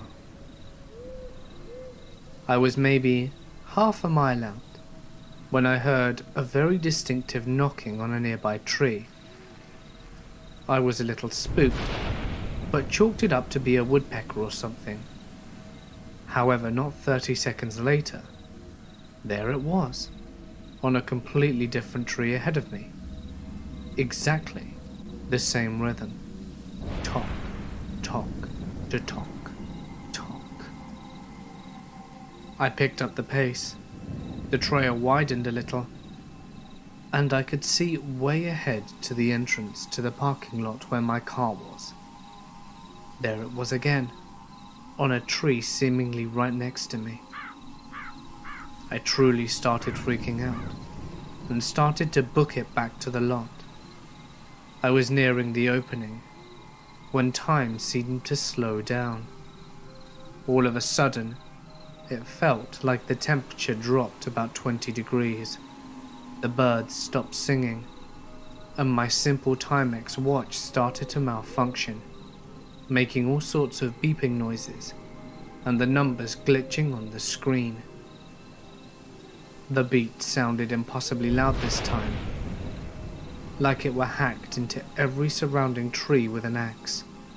An overwhelming sense of dread washed over me, as I anticipated hearing the rhythm again. I burst into the parking lot, and everything went back to normal. The temperature was back in the mid-70s, and birds were chirping away. I looked at my watch, only to discover that it had gone completely blank. I stood there and stared at it until it flashed 12 o'clock, Monday, 1:01, January 1st. My watch had completely reset itself. It had never done this before. I got into the car and started the engine. The clock on the radio read 12. That couldn't be right. It should have been around 9:30 or 9:45 at the latest. So I threw her in reverse and backed up to where I could clearly make out was the main road. However, as I was about to throw the car into drive as it sat there, I heard a sharp, rapping sound on the back window, like someone hitting it with their knuckles. It was the same beat. There was no one else in the parking lot when I finished my run. No cars, nothing. I didn't dare look back and hightailed it back to my grandmother's house. I have no idea what could have caused this series of events, and I still could not explain it to this day.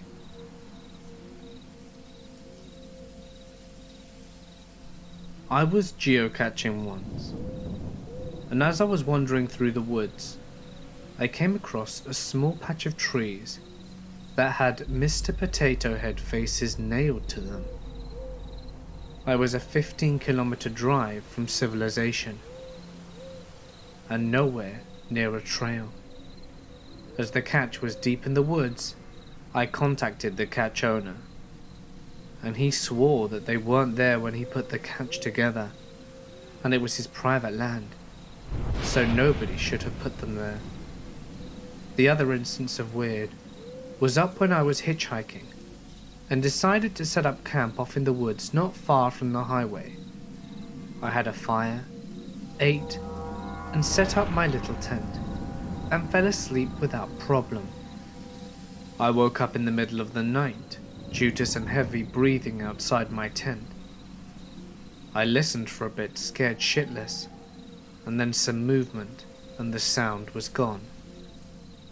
I woke up the next morning and there was a photo of my family stuck with a nail to a tree right beside my tent, and fresh footprints in the dirt.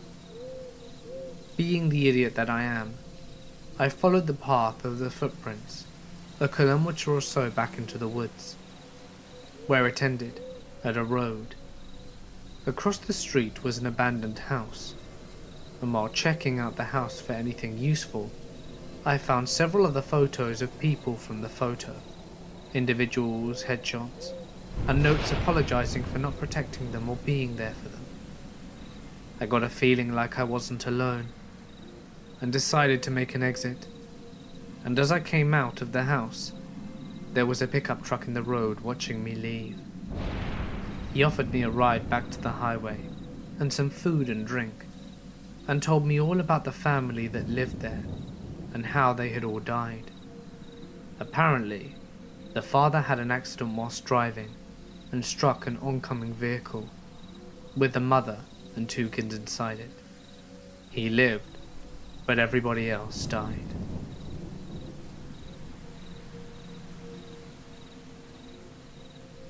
My brother James was part of the orienteering team in high school. For those of you who don't know, orienteering is where they get you to go to the middle of nowhere in teams of 2. They give you a map, a compass, and you must find your way back to each check-in station in order, and it's a race. So my brother and his partner set out and make it through the first few checkpoints, and they're feeling pretty solid. But they don't make it to the next one when they're supposed to.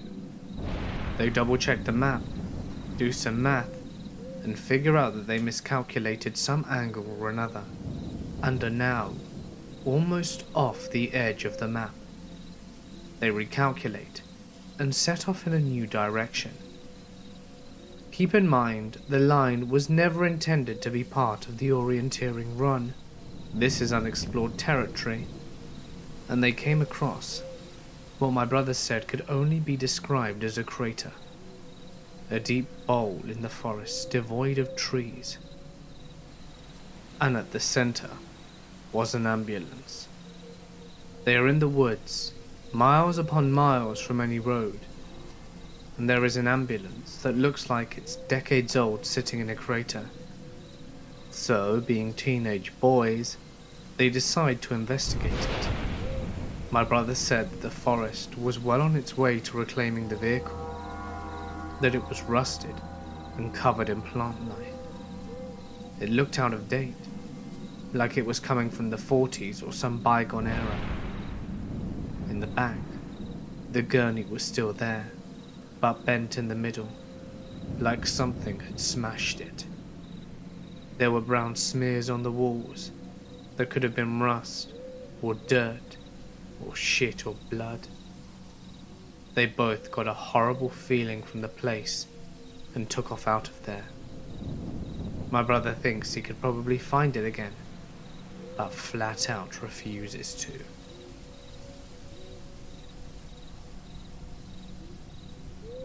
I am a hunter and mountaineer. It was a chilly December morning, and I hiked in pre-dawn. I'm talking about an hour and a half to go 3 miles off the beaten trail. I got to my nest, and about half an hour before sunrise, and started to settle in.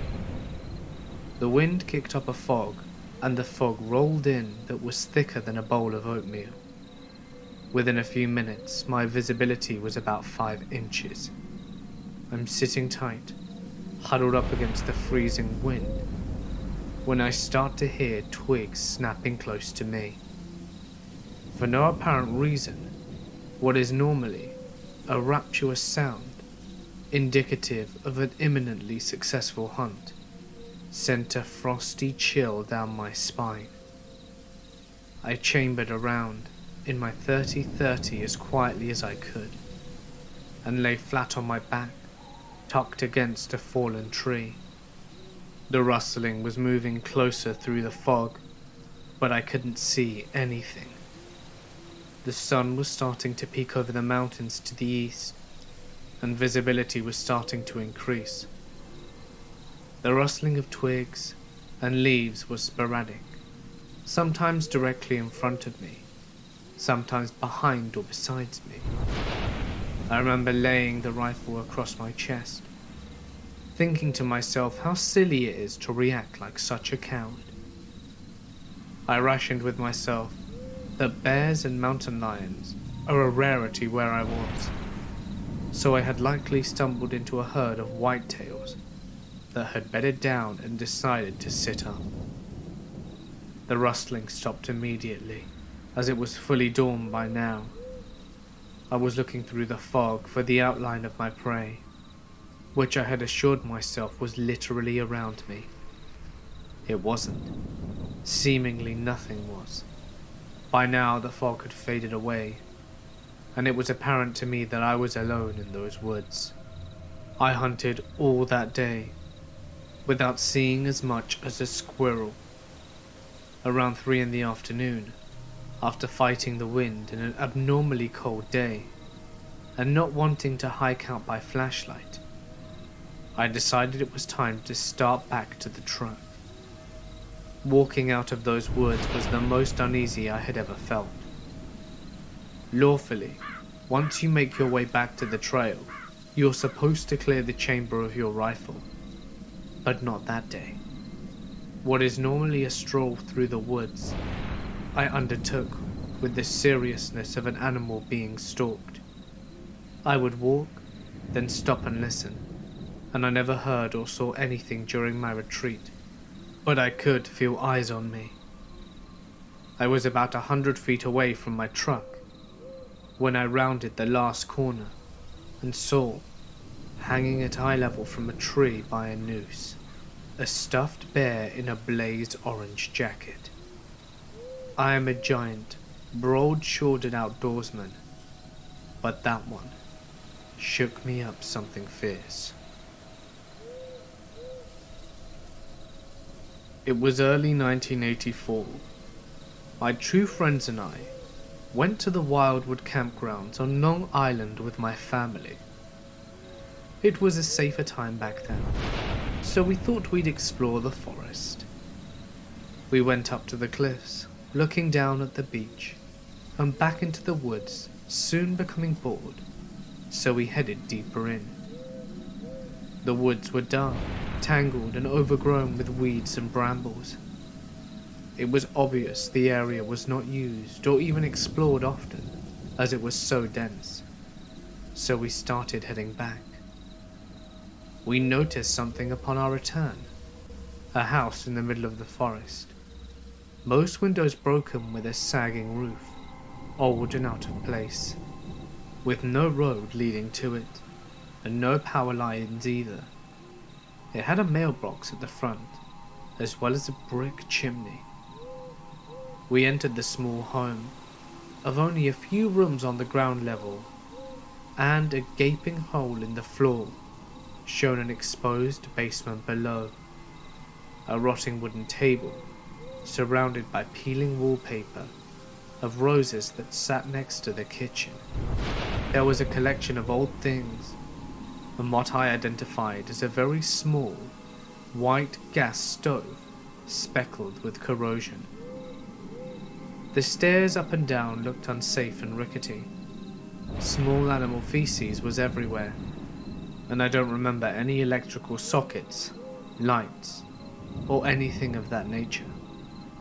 It must have been from the early 20s or 30s, and the forest had begun to grow around it. The whole place was creepy, and smelt like egg or a struck match. But what made it really creepy was the hole in the floor. We could only see part of it, as the floor bowed, and we feared getting too close. We could see on the basement floor that there were hundreds of playing cards, but only red ones, hearts and diamonds. I'd guessed that they were all red, everything else was really dark. They were poured up in a heaping pile. For why, or if anything was underneath them, we will never know, because it scared us for some reason. The dark hole lit only by that spot, making the white and red cards seemed brighter. They were clean, they were new, and we got the hell out of there. I live by a small river, and my friend and I always spoke about putting a boat on it one night, and just letting the current take us downstream whilst we fished all night. Well, a few years ago, we finally did it. We loaded up the boat with our fishing poles and a case of beer, and headed out around 10 p.m. We put the boat in up the river, and my friend's girlfriend drove the truck home. The trip was only about 4 miles in a straight line, but throw in the curves of the river, and it was doubling back on itself. The actual trip was more like 15 miles. We'd been told it'd take about 6 hours, so we got to the river around midnight, and expected to be home before 7 a.m. The river was really low that night, but we didn't expect it to be an issue, so we shoved off. The first few hours passed pretty normally, and we caught a few fish, but we passed a cutoff, and the river current just slowed to a halt. Around 2 a.m, we hear this faint groaning noise off in the distance. We didn't think much of it at first, because we are both campers, and we're used to the forest noises. As we keep moving slowly down the river, the groaning noises keep happening, and it's getting louder. I can't even really accurately describe the noise itself. It was a very throaty, groan/moaning sound, with a short duration. I say it was like a zombie noise, but it was very distinct, and at times it sounded like a man groaning in pain. For the next half hour, the noise got louder, until it felt like it was literally just out of sight on land, and it was loud. So I mentioned the river was really low. Well, at this point in our trip, the river walls were nearly vertical and 10 feet high. The sound is at its loudest right now, but as we go down the river, it doesn't get any quieter. We aren't moving past the groaning. It's following us in the darkness of the forest. We're both getting weirded out about it, and we're both assholes, and we're amplifying the situation by coming up with all kinds of scary things that it could be. It's a zombie, or a dying man trying to yell for help, a banshee, a ghost, or could it be a serial killer messing with us? Maybe it's a siren trying to lure us off course. As it nears 3 AM, we're way behind schedule. To say I'm on edge is an understatement. I was trying to play it cool because my friend was playing it cool, and I didn't want him thinking that I'm a pussy. We're shining our flashlights into the forest, and we're watching as things scurry off in the darkness as the light hits it. The groaning is still going on. The loud groaning happens about once a minute, and something there is a quieter, slightly different sound that happens in between. The sound is finally behind us, but it wasn't getting much quieter. With the sound behind us, we figured we were in the clear, but we weren't so lucky. About 5 minutes later, we hit a log jam, and our only choice was to go ashore and carry the boat around the debris. There was one problem. We couldn't actually get out of the river. As mentioned, the river walls were 10 foot high, and our only choice was to go back up the river a couple of 100 feet to a low spot and carry it all the way round. Now, I was really dreading about getting out of the river.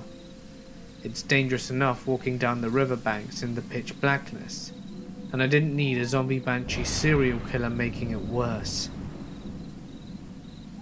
So we turned the boat around and head back towards the sound. We pull the boat out of the river, and the sound just stops. This is it. It is definitely a serial killer taunting us, and now that we're out of the water, he's moving in for the kill. There is no more acting manly and unafraid. My friend knows I'm freaked out, and I'm sure that he is too. The boat is usually kind of heavy, but tonight it feels lighter than ever. We're practically jogging that thing down the muddy banks.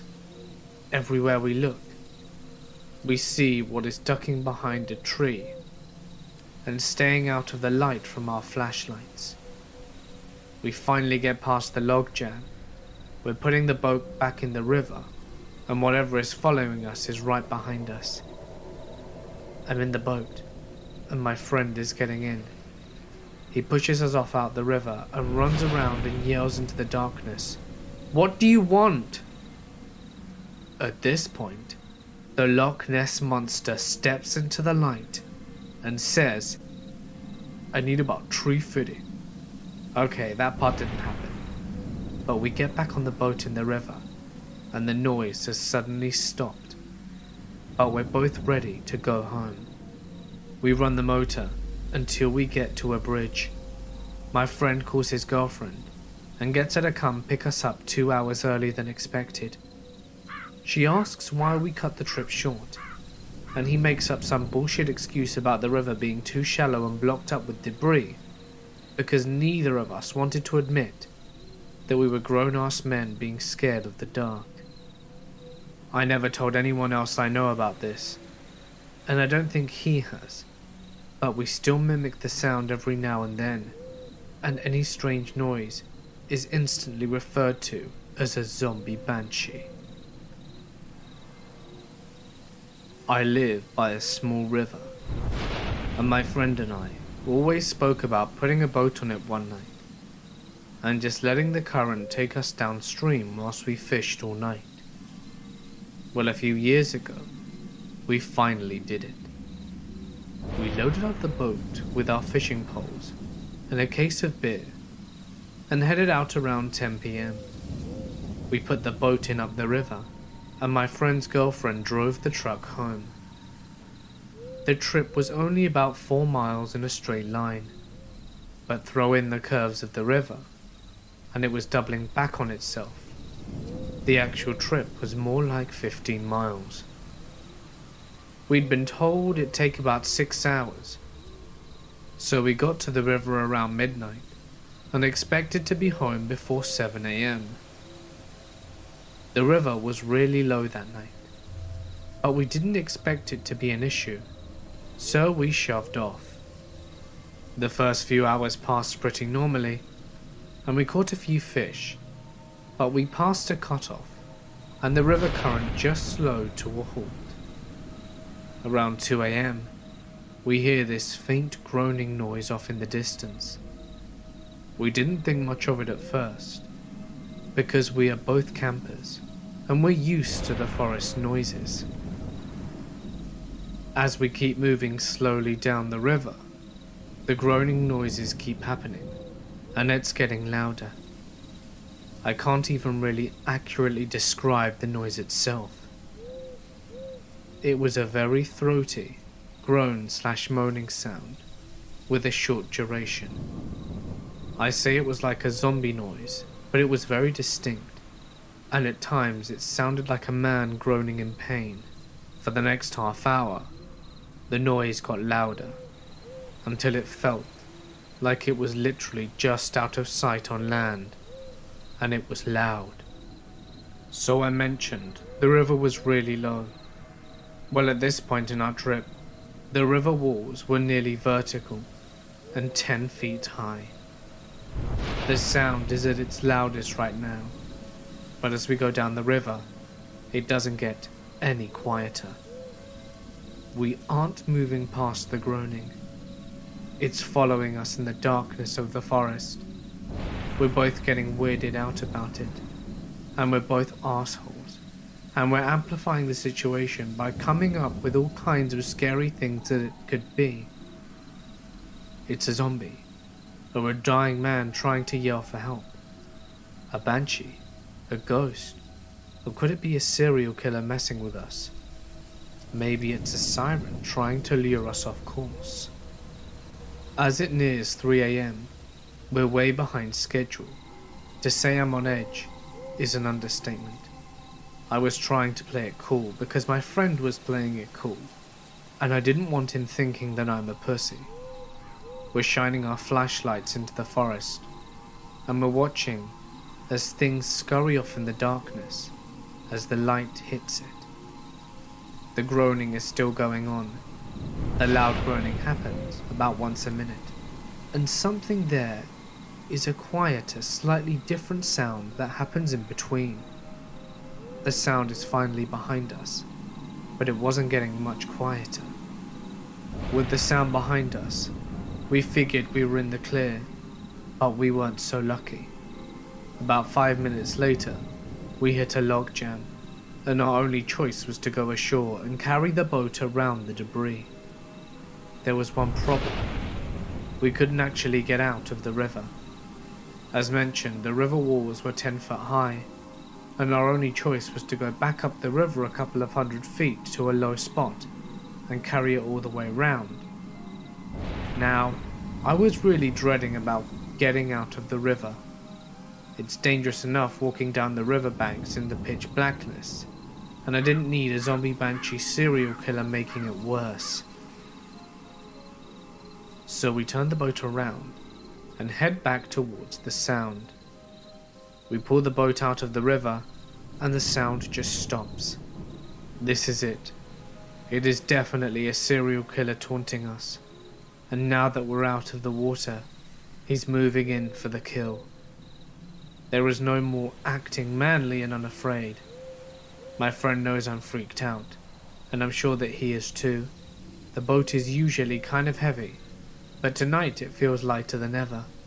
We're practically jogging that thing down the muddy banks.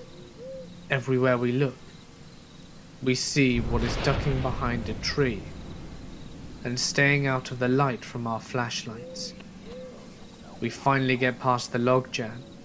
We're putting the boat back in the river, and whatever is following us is right behind us. I'm in the boat, and my friend is getting in. He pushes us off out the river and runs around and yells into the darkness, "What do you want?" At this point, the Loch Ness Monster steps into the light and says, "I need about 350. Okay, that part didn't happen. But we get back on the boat in the river, and the noise has suddenly stopped. But we're both ready to go home. We run the motor until we get to a bridge. My friend calls his girlfriend and gets her to come pick us up 2 hours earlier than expected. She asks why we cut the trip short, and he makes up some bullshit excuse about the river being too shallow and blocked up with debris, because neither of us wanted to admit that we were grown-ass men being scared of the dark. I never told anyone else I know about this, and I don't think he has, but we still mimic the sound every now and then, and any strange noise is instantly referred to as a zombie banshee. One night, I was solo camping in a remote lake above a small town. You're not allowed to camp near the lake, so I hiked up a little ways onto the hillside and set up underneath a camouflage tarp. It must have been around midnight. I was all snuggled in my hammock when I hear laughing and yelling in the distance. I peek up from behind my tarp to see what looks like a handful of college-aged dudes drinking and fishing and having a good time. Okay, whatever. I tried to sleep anyway. I drift in and out for about an hour, but I'm kept from sleeping by an extremely loud bird in the tree next to me that just keeps hooting and screeching. Eventually, I pick up a large branch and thunk, swinging it at the tree to shut it up. Suddenly, the dude bros go silent. I can tell that they've frozen and are looking intently in my direction, trying to find the source of the noise. I crawl back into my sleeping bag and try to sleep, but the bird starts again. I decide I need to find some pine cones or something to throw at it to scare it away. So I get out of my sleeping bag, move outside the tarp, and start looking on the ground. I decide to try the branch again and slam it as hard as I can into the tree trunk, and the sound rings out loudly. They all look over to see a pale, naked figure hunched over in the tree line, staring at them. I immediately scramble on all fours under my tarp. To them, it must have looked like some horrible pale creature disappeared into the underbrush after having been caught observing them. They go silent, have a muffled, terrified conversation, and pack up and leave. I slept soundly for the rest of the night, but those guys must have been pretty freaked out. This happened when I was in high school in the 90s. I grew up in a rural western town. That meant not a lot to do, but lots of places out in the heavily wooded canyons and hills right outside of town. One particularly popular spot for hanging out, hiking, rock climbing and doing various other activities was called Falling Rock. It's right along the rim of Dark Canyon and features pine woods going from highway straight out to a sharp, abrupt drop-off down a sandstone/limestone cliff. It's several hundred feet down to the creek at the bottom, and there are various hiking trails and ways to get around the cliffs and down the creek. I went there frequently with friends in high school, not to smoke weed or drink or whatever, but because the place was also held as sacred by the Lakota, and by proximity, by teenage wannabe Wiccans like me. We'd see their red prayer bundles up in the cedars all along the cliffs, and to me and my coven of fellow dumbasses, that made this an obvious place to try and visit and contact spirits. I hiked it enough to become very familiar with the area, especially with a deep overhang that was almost like a shallow cave. It wasn't visible from the top of the cliff, or from the main hiking trails, I only learnt about it after someone showed me how to get to it by scooting down a steep incline between two particular pine trees on my butt. Also, during this very confused part of my life, I had a best friend who was an extremely bad influence, and who kept getting me involved with older guys. At 15, I lost my virginity to a 22-year-old guy in the Air Force that she had introduced me to, and then left me alone with. I won't say he made me do anything, but I also won't say I was entirely on board when everything happened. She later gave me away for a night to a Turkish guy who spoke no English. Then, she started seeing a guy in his early 20s. She was 18, and more or less told his 40-year-old something uncle that I was all his if he wanted. I was a 16-year-old dumbass. I didn't know about this scheme, I just knew that my best friend had just invited me up to Falling Rock, to hang out with her and her boyfriend. I was less happy when I showed up, and found the uncle there. I'd met him before, and he wasn't a dick or unattractive.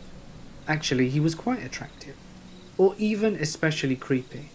It was just knowing he was more than twice my age, and very clearly wanted much more than the Air Force guy had. He didn't just want sex. He was in love with me, and wanted me to love him too. I knew it. I just didn't know what to do about it. But I did tell my friend I didn't want to see him around when she and I got together. She apparently ignored that bit of what I said. He and my best friend's boyfriend were both cowboys, following the rodeo circuit. As such, they showed up at Falling Rocks in their boots and hats and all of that. And it made them slow. My friend was morbidly obese, and none of them knew anything about Falling Rock, whereas I know the area very well. I had driven my own vehicle there, but had parked in the lower lot, about a quarter of a mile closer to the highway than the place where they parked theirs. When I saw that their uncle was there, and he started getting overly friendly right away, I planned to get away as soon as possible. We started walking, and it wasn't before long that I got ahead of them, and ignored their calls to come back, and vanished into the woods, down one of the less used hiking paths.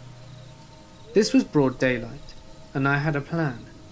I was going to just loop around the northwest, through the thick woods, and come back up the lower parking lot, get into my car, and drive away, and let my friend explain why she brought the uncle later.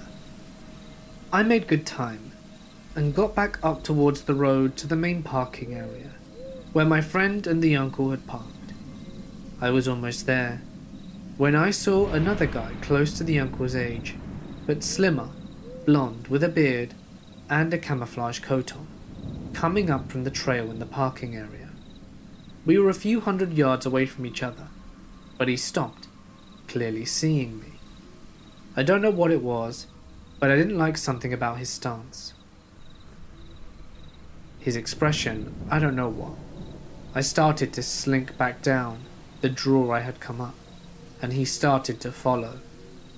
No mistaking it.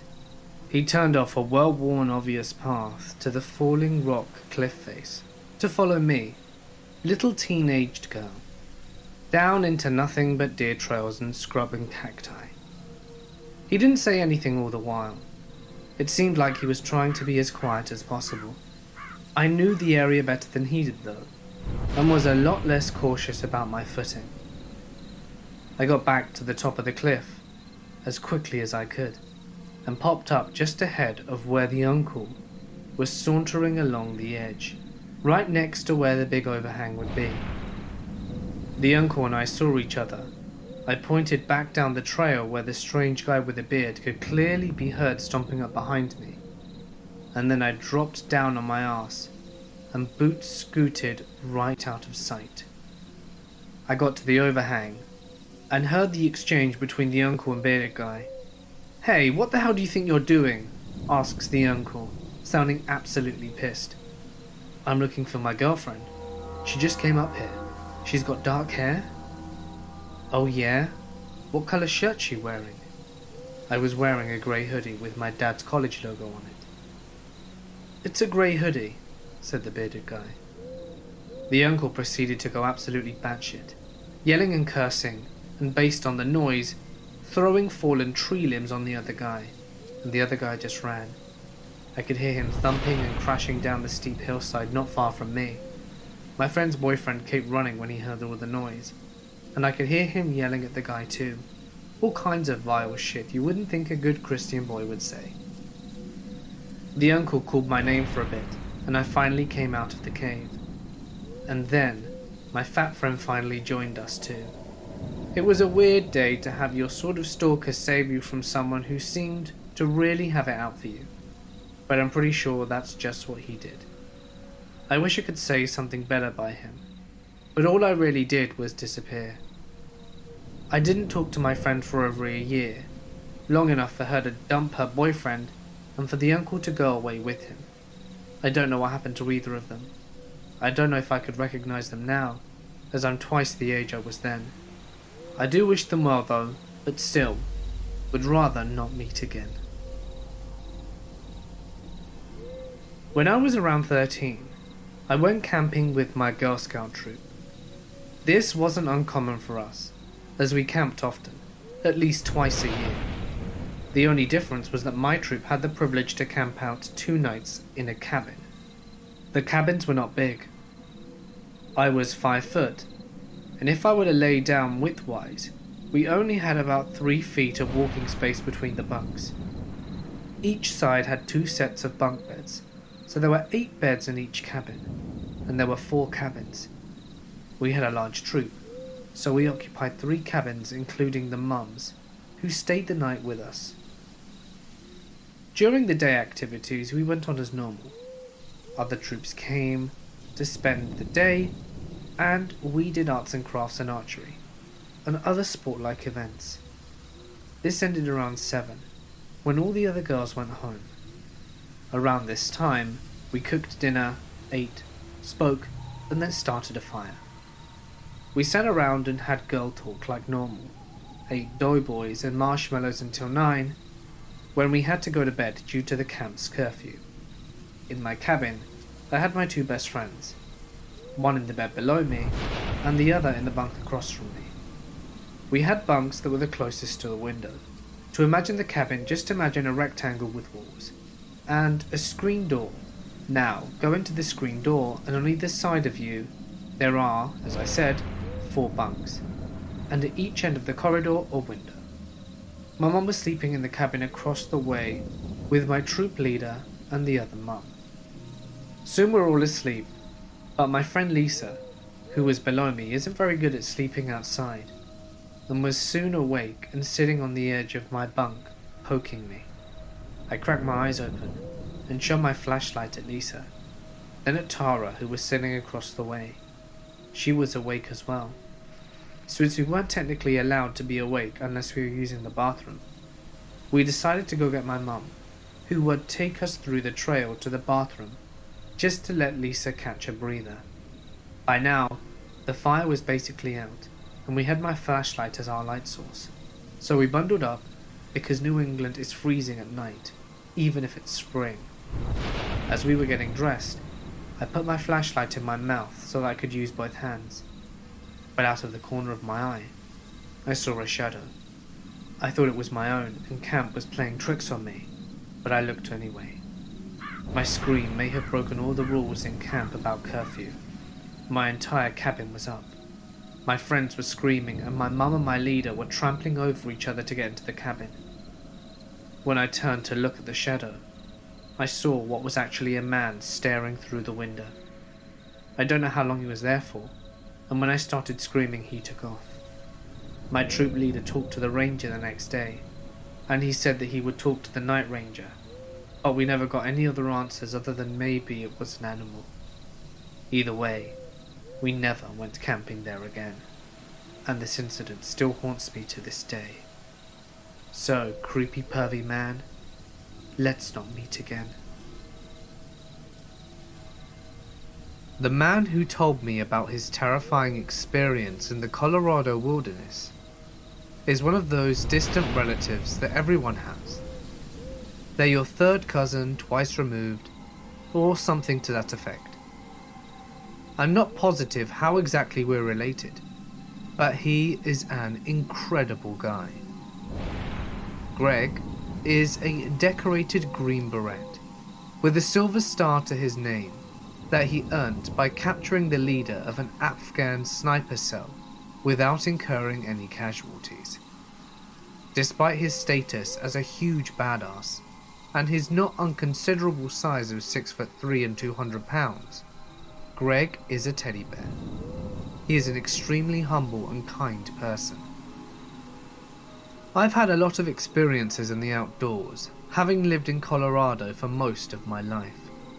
And Greg and I have had extended conversations about our adventures in the woods at my grandma's house for Thanksgiving.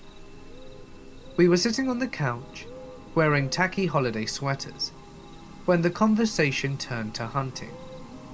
Greg mentioned offhandedly that he used to be an avid hunter, but had an experience that turned him off it. He said he doesn't even like guns anymore, something I found surprising coming from such an accomplished soldier. I pushed him to tell me what happened, and thought he seemed uncomfortable with the idea, but he finally relented and did tell me. I'm going to switch this to first person now, to tell it to you in the same way that Greg told this story to me. It was late October, which means elk season up in Indian Peaks Wilderness, and I went up there to bag a few elk and just relax for a few days by myself. I parked the truck near a trailhead about 8 miles from where I wound up setting up camp, and was looking forward to a nice weekend in the woods with some peace and quiet after packing all my gear in and getting ready. The first morning, I was in my deer blind, about 20 feet up a tree, with a cup of coffee and my rifle. The sun had just come up about an hour ago. About 50 yards from my tree, the tree line ended and opened into this big meadow where a lot of the elk tended to roll through, and I could sight my rifle pretty well through the trees and see most of this big grassy area. Perhaps a couple of hours had passed, which isn't really boring in the deep woods. I just drank coffee from my thermos and listened to all the life around me, feeling the woods getting ready for winter. I couldn't believe my luck when I glanced over at the meadow and saw a large group of elk had started grazing in the meadow. The silent animals plodded along, oblivious to me watching. Among the group was one of the most beautiful elk I had ever seen. It's what was called a monarch, which means it had antlers with 8 points each, something really rare. I quietly clicked the safety of my rifle and sighted it. When you're hunting an animal like this, you want to put a bullet right where the skull meets the spine, in order to sever the spinal column and kill it instantly and painlessly. The focus, when you get it in the zone, is incredible. I swear I could feel the firing pin punch forward, and the bullet would leave the barrel as I pulled the trigger. That beautiful elk went down silently, and all the others scattered for the tree line. I was ecstatic about the shot and the elk as I climbed down out of the blind and set off for the meadow. I had left my rifle in my blind, something I regretted soon, and had only my small knife on me to gut the animal and drag it back to camp. As I was making the short walk between my blind and the meadow, I noticed that the woods around me were completely silent. Some of this is normal after you fire a gun in the woods, but for it to drag on this long was unsettling. I thought nothing of it, and continued to walk the short walk through the dense pines. As I was about to clear the trees and step into the meadow, I noticed something odd. I could see the elk's body lying in the grass through the trees, but there was something else. There was what looked like another elk, antlers and all, on the opposite side of the dead elk from where I was coming to walk out of the tree line. almost looking as though it were gently nuzzling the elk's dead body. This was weird, to see an elk treat a dead elk like this. They usually scatter, but I continued walking towards it, trapezing in the duff and hollering in an attempt to startle this other elk off. It snapped its head and looked up at me. Over the body of its fallen friend, this strange new elk eyed me with an unafraid glare. I say glare, because it didn't feel like an animal looking at me anymore. Its glassy black eyes gave me the same caught, red-handed feeling that you got when your parents would catch you doing something wrong. I felt suddenly uncomfortable and out of place in the woods that I loved so much, and somehow hated and guilty. I no longer wanted the elk, and I stopped dead in my tracks and watched this animal, and it eyed me angrily. What it did next gives me nightmares to this day. The thing that stood before me on the other side of the dead elk must have been lying on its stomach, and it put its arms down and pushed up, putting its legs underneath it. It reared back, glaring at me, along with its evil glass eyes. My breath caught in my throat. Most of its body was at least somewhat human, but terribly emaciated and elongated. It appeared to stand at least 10 feet tall, not including the antlers atop of the elk's head. It was bald everywhere but the neck up. It looked stickly pale and pink. Its legs at the knee bent backwards, like the back legs of an elk. This horrible, skinny, naked, unnatural thing just stood there, glowering at me, with a hatred that was palpable. The woods around us were silent. It might have been a second, minute, or hours. I felt the disapproving parent feeling shift. I felt more like an ant under a shoe. I took a step back. My boots felt 10 pounds. My body felt numb, and the noise of my footstep was ear-splitting. I took one more, and then ran. Running through thick woods is tough, but I ran faster than I have ran in my life. I passed under my blind with my $4,000 rifle sitting in it, without even slowing down. I ran all the way back to my camp, which must have been a mile, before I stopped and took my breath. It took me another minute to dare to look behind me. I was alone, but the woods around me were still silent and brooding. I wanted more than anything to pack up and go home, but I knew that I could not make it back to the car before nightfall, and I didn't want to be exposed at night. I cooked an MRE in my tent and stayed there for the rest of the night. When night fell, I wrapped myself in my sleeping bag and tried to sleep, but I couldn't stop myself from starting at every little noise. I kept thinking about possible rational explanations for what I saw. Maybe there's a crazy guy out there who found an elk head and is wearing it around scaring people. But no explanation I came up with quelled the maddening feeling of fear that I felt, the horrible sense of being hated and guilty and far from home. And nothing explained why that thing was 10 feet tall with inverted knees. As soon as the sun came up, I ran back to the blind and took it down. Then, I ran back to camp with my rifle and pack, packed everything up, and hiked out. I've never fired a gun in the woods since, and I don't intend to ever again. I'm not a spiritual person, but if that wasn't something in the forest telling me to leave it alone, I don't know what is. I can take a hint. I don't think I'll ever know exactly what that creature was, but I know what I saw. Next time you're up in the woods alone, be quiet, be respectful, and don't kill anything that you don't have to. I thought at first that Greg's story was too far-fetched to be true, but as he told it, I saw how truly scared he was. This confident, softly spoken military man was stuttering through his story, hands shaking and face pale. I still don't know what to make of it, but the area he said it occurred is one I'm quite familiar with, and it can be an eerie place. Sometimes, being alone in the woods can feel like anything but. It just might be that there's some force out there, some inhuman creature who guards the woods. Just in case, I take extra care to be respectful whenever I'm among nature. You never know who could be watching. I'm not convinced there is an afterlife, or such a thing as ghosts or demons, but I once saw something in the woods that felt so unnatural, it made me second guess how I see the world.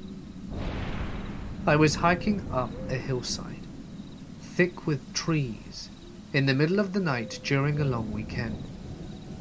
Some friends and I decided we would hike to the top of the hill and light off some fireworks. Approaching the hill and surrounding the base of the hill was a rolling grass valley. It was around midnight, full moon, and a light mist, something straight out of a horror movie. The strange part was, I wasn't nervous or scared or anything. I was having a great night with my buddies. I didn't have any of my defenses up. My buddies and I just hiked in a straight line through the rolling grass valley approaching the hill, when something caught my eye. On my right, I saw a tall, shadowy figure standing perfectly upright on the top of a small grassy hill. It was standing there right next to a large dead tree. I couldn't make out any details. Both the tree and the tall figure were silhouetted underneath the moonlight. The strange part was seeing this figure didn't scare me. I didn't immediately sense any threat. I almost assumed it might have just been another hiker or somebody having a smoke. I passively turned my flashlight on it, and that's when it happened. In an instant, as my light hit the spot where the figure was standing, it instantly moved just outside the range of my flashlight, like it teleported or something. But just as vividly, I saw it standing in its initial spot as my light hit that spot and the figure moved. I could see it standing just outside my range of light. My breath paused in an instant, and a wave of dread washed over me. Something felt 100% unnatural about what just happened. As a reflex, I moved my light to the new spot where the figure was, and as my light passed it, it disappeared. I've never passed out in my entire life. Not from heat, not from getting knocked out, never. But in that moment I felt my knees give way from underneath me and I fell to the ground. My friends turned and looked at me, trying to pick myself up from my knees, and they were too wobbly to stand. They helped me, and I tried explaining to them what I experienced. Perhaps it was all just shadows and lights and my eyes messing with me. But I'll never be able to explain that sensation. The feeling like I had just seen something I shouldn't have seen, something so unnatural that my body's instinctual reaction was to just go limp. My father used to have a business in maintaining the woods. It's a thing in my country. It basically means cutting down dead trees and hauling them out of the area, as well as generally being a tree surgeon. This means that he was out in the woods all day, and he was allowed in places normal citizens couldn't go to because of the rules of the Forestry Commission. My dad was working in the early morning when he suddenly noticed a car in the middle of the woods. It drove through a small path normally only used by the foresters. It wasn't a car from the Forestry Commission, so he thought it was very weird. However, Dad was alone and it was the 80s, so there were no mobile phones to contact anyone. Since it was in the middle of nowhere, he decided to ignore it. He kept on hauling wood through the woods with his horse, and he suddenly heard the men speaking. Now my dad is a brave man and as strong as a bear, so he decided to just have a quick peek to see what the hell those folks were doing. My dad looked around some thick bushes to make sure he could see the men. They were digging a hole. My father decided that it was something he really didn't want to interrupt, and he kept working throughout the day like nothing ever happened. He made sure to keep some distance between him and the digging site. The men apparently never noticed my dad, possibly because his equipment wasn't located in the same direction that the men came from, and my father worked with horses, so they weren't any loud machines. It was the 80s after all. At the end of the day, my father went to the local commission office and reported it, and they called the police. After they went to investigate, they found a body of a young woman buried there. It still irks my dad to this day. He was out there alone. What if the man saw him? What if he decided to check the burial ground out himself? Scary shit. A few weeks ago, we were on a road trip from British Columbia to San Diego, and we came upon a campsite just outside of Crescent City, California. We drove through it. One side of the campground was relatively empty, and I noticed a few scattered tents, but nobody close to the location we ended up picking. We had tons of space. We wanted an early night, so I started a fire whilst my girlfriend began cooking. We ate it, had a few beers, and climbed into our rooftop tents, with our dog by 9 PM or so. I had a rough time sleeping, and woke up a few times, but finally fell into a decent sleep. In the pitch dark, with all of our tent windows and canvases closed, I was awoken at 1 AM by someone whistling outside our tent, the tune of When the Saints Come Marching In. After a few minutes of this repetitive whistling, I nudged my girlfriend, who awoke and was obviously freaked out as well. The whistling then turned to chanting things like, "When you sleep, you disrespect me. When you disrespect me, you disrespect the US Marines." The person would then start spelling out words like flee, and the verbiage and tone kept getting more aggressive, so we decided we had to make a move. I slowly unzipped the tent whilst our guard dog was snoring, and got my head out of the tent. I took a few seconds to let my eyes adjust and figure out where the person was. I felt more confident once I could somewhat see and hear, so I climbed down and my girlfriend passed me the dog, and she climbed down too. We flipped the tent up without securing it, and we jumped to the truck, while the person was still whistling. We went to a motel in Crescent City. The next morning we drove back to get a few belongings that weren't in the truck, and a family who had been camping a few sites over said it went over for 2 or 3 hours, and it was the scariest thing that their family had ever experienced. When I was young, my dad lived in an old log cabin about 15 miles west of Sheridan, Wyoming, in the foothills of Bighorn Mountain. Every summer when I was visiting, we would go up to the mountains backpacking and fishing for 2 days every weekend. We would park the truck, hike into a remote area, fishing for trout along the way, and make camp wherever we ended up. We encountered a number of strange and creepy things, and got into some scary situations with wildlife. But the situation that sticks out with me the most was an ancient abandoned camp we found. We were hiking down a very steep slope to get to an area of a creek that had been dammed up by beavers, hoping to catch some big trout. I had climbed out on a rock ledge and was looking for a way down when I saw the stop and action of an old rusty rifle sticking out of a tree, where the tree had grown around the barrel for years before. It was around 10 feet above the ground. Dad and I climbed down to check it out, and we found a small cave at the base of the rock, a formation only about 12 inches deep, which would make a nice natural shelter, but a really terrible place to set up a long-term camp. Inside we found a bunch of really old stuff. 3 heavy gauge unopened cans of food, an old cast iron pot that had holes rusted in all the way through, a crusty old saddle and bridle set, a very deteriorated heavy woolen blanket rolled up and tied with a leather belt.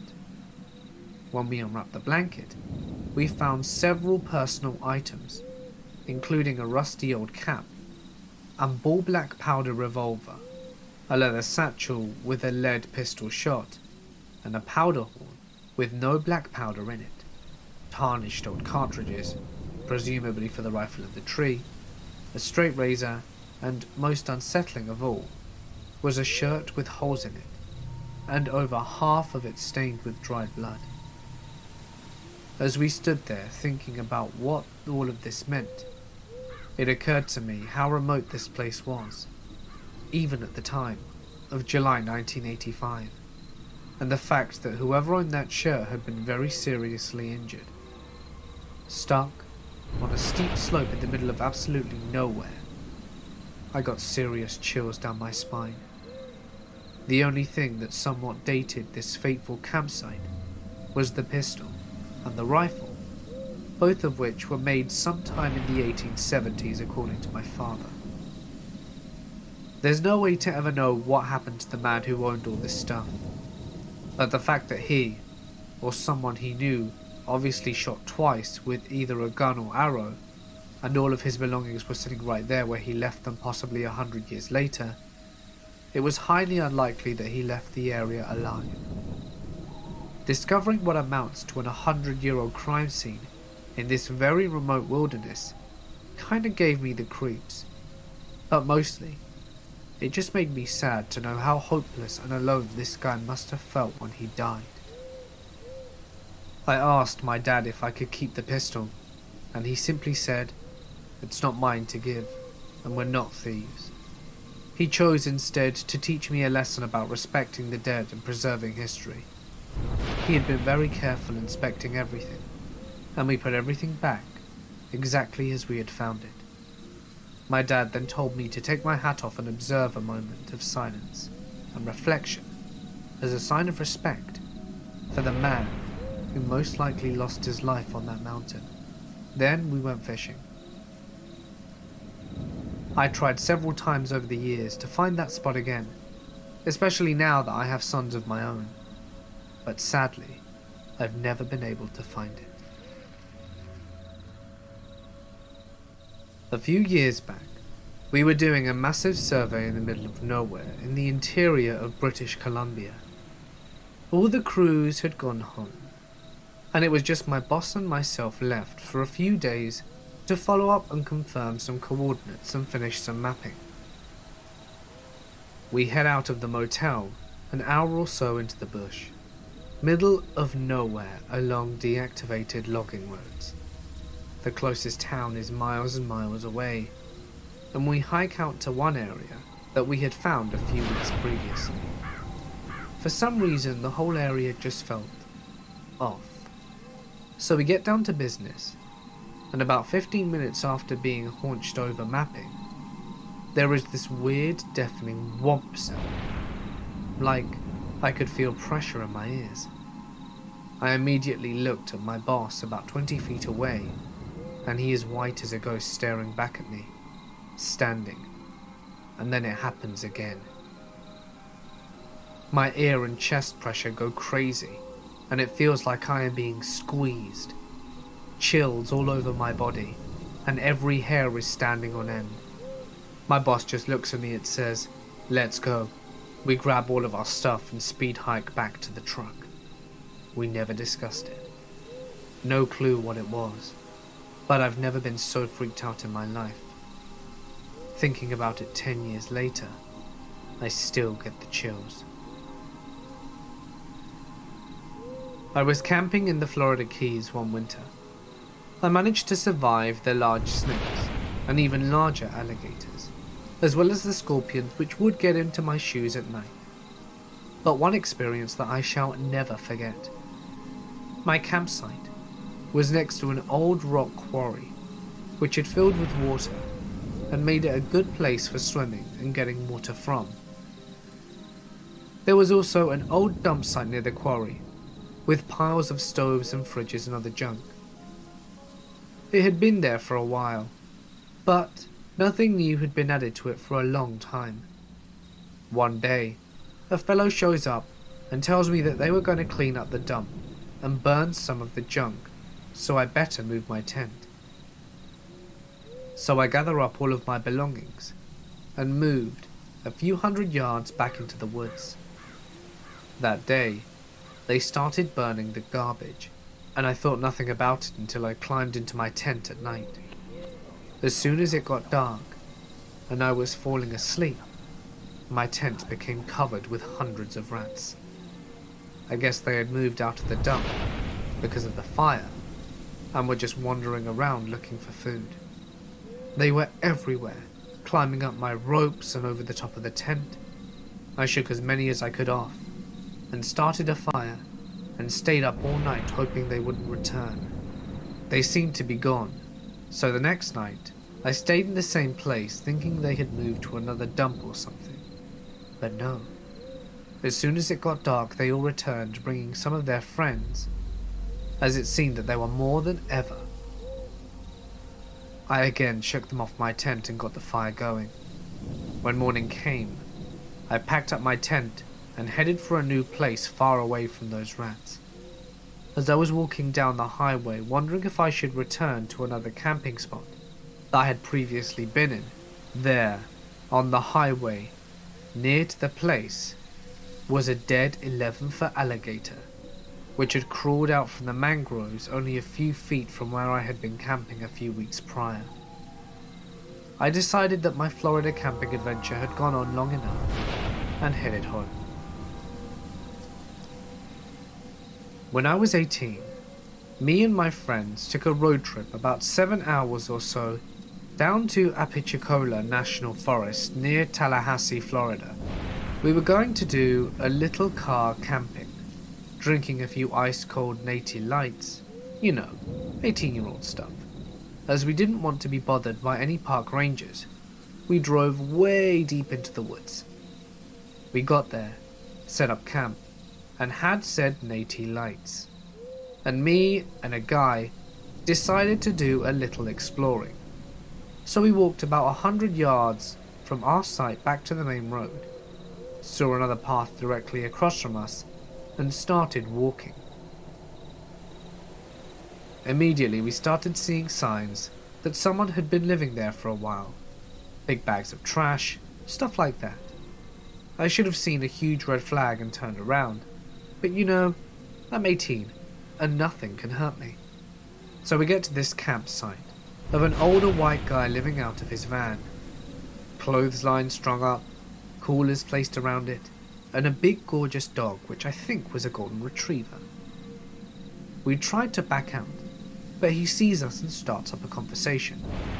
He's friendly enough and asks us where we're from, and he tells us some cool spots to check out. We ended up chatting to him for about 10 minutes, and then we went on our way. I kept thinking how odd it was that he gave directions in steps, not yards or miles. The guy seemed to be off balance, not stumbling drunk, but like he was walking on a balance beam, swaying side to side. Oh, and he was super excited to talk about national parks and forests and where we were from. So we went back to our tents. Fast forward 2 months, the same buddy calls me late at night and tells me to turn on the TV to the news. I oblige, and I see an old dude with a van. You see where this is heading, but I didn't. So I get pissed at my friend for waking me, and he insists that I should watch. And when I see the golden retriever, it all clicks. The man's name was Gary Michael Hilton, convicted of at least 4 murders.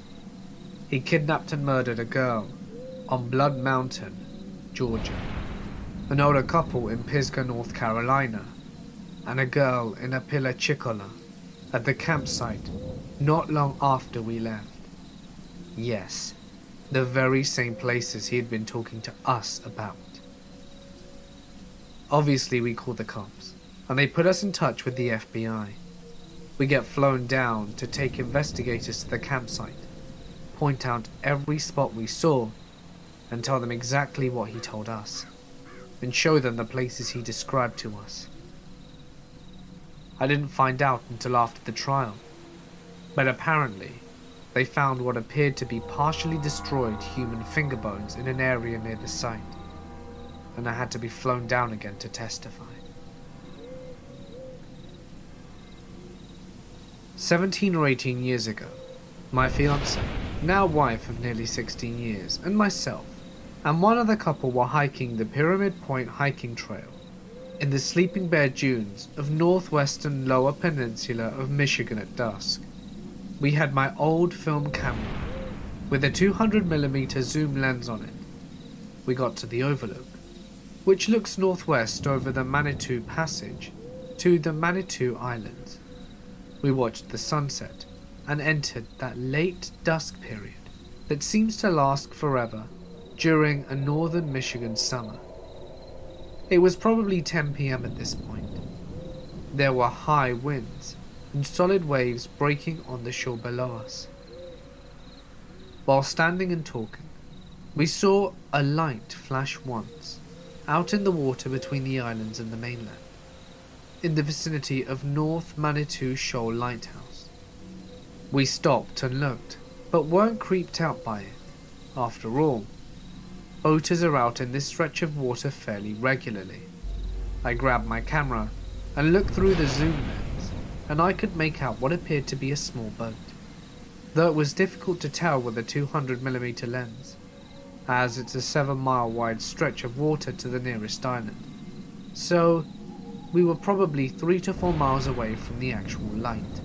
We had flashlights, so we shined our lights in the direction of the light that we'd seen, waved it around, and immediately the light came back and started flashing SOS in Morse code, which was a huge surprise to us.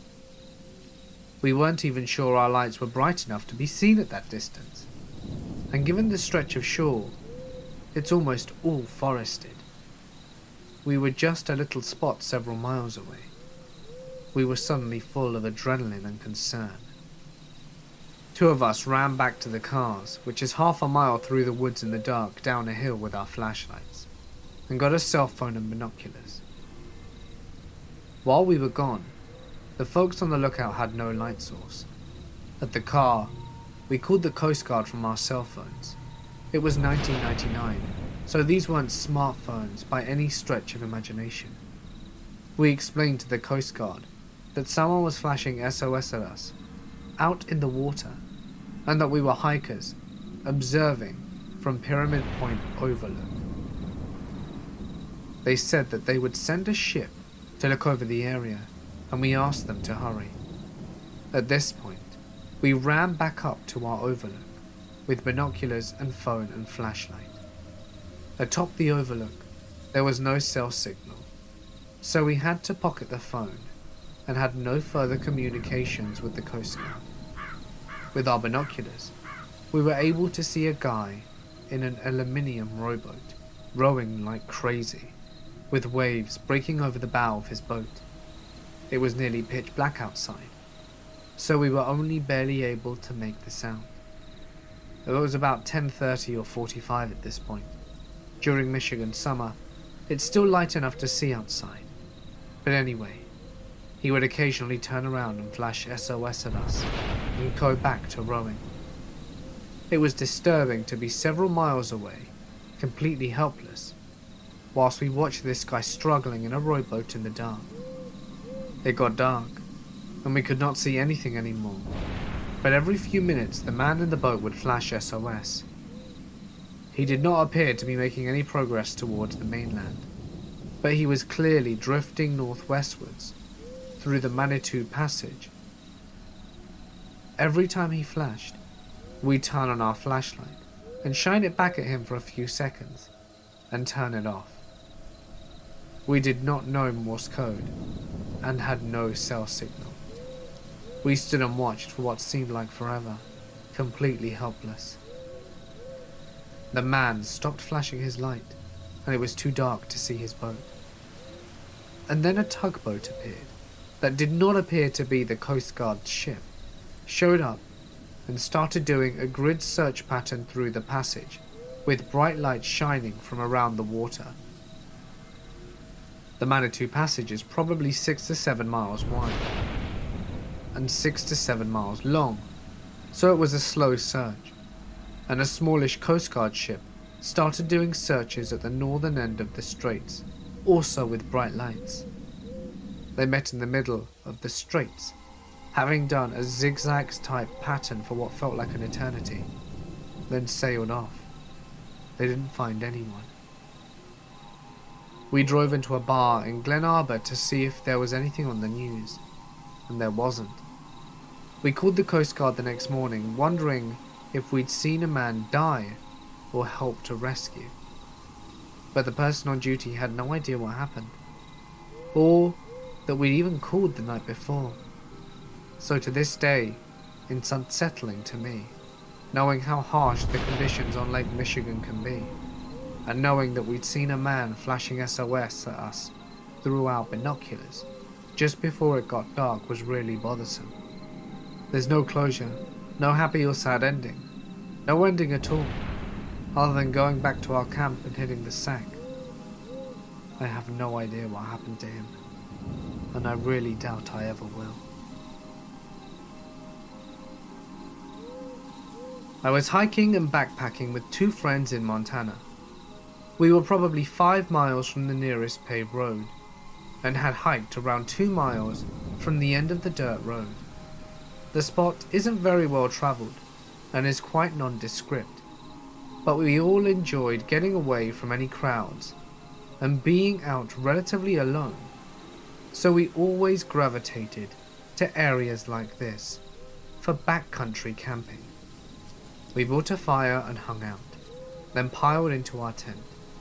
All is normal, and we hadn't seen a soul, or any recent sign of people, since we left the paved roads.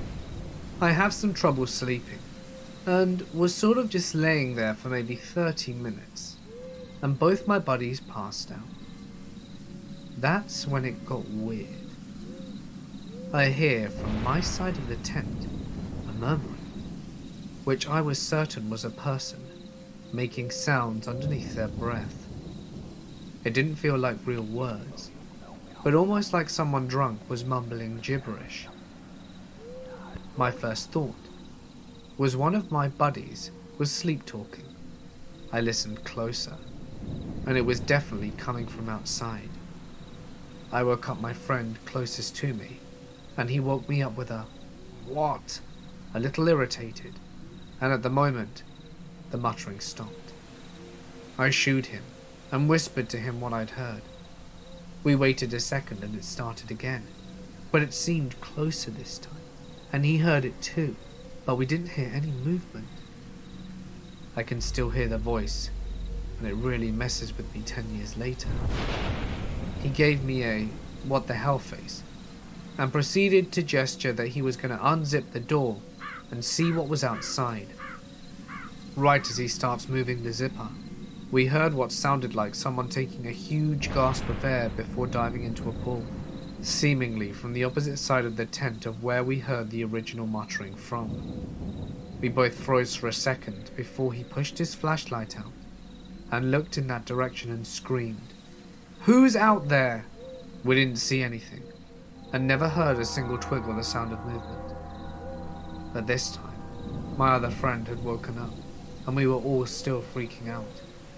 We told him what was up, and we all took our flashlights out to see what the hell it was, and we saw nothing at all. We were both up for a long time after that, while the sleeping friend was out again fairly shortly thereafter. We didn't hear another odd sound at all, and in the morning there were no signs that anyone had been there. We cut our trip to just that night, and moved back to a campground the following day. We still have no idea what or who was outside our tent. The only thing that we could even make a semblance of a sense of was an owl, bat, or another bird. But I've spent many nights outdoors in that habitat, and I am familiar with those noises. This was entirely different in my opinion, and didn't come from any animal I'm aware of anyway. Still gives me chills thinking about it. I have a couple of stories about camping. One year, I was working for the forestry for the summer, so I decided to camp out by where the work was. I would go into town only once or twice a month for supplies. On the forestry road on the way there was a fellow camping a few miles from my setup. He wasn't working with me, so I figured maybe he was a hunter or something. After a couple of times of passing his campsite, and seeing that his car was never moved, I decided that if the car was still there by the next time I drove by, I'd stop to see if he was okay. Thankfully, as it turned out, one of my fellow co-workers had the same thought, and he got there first.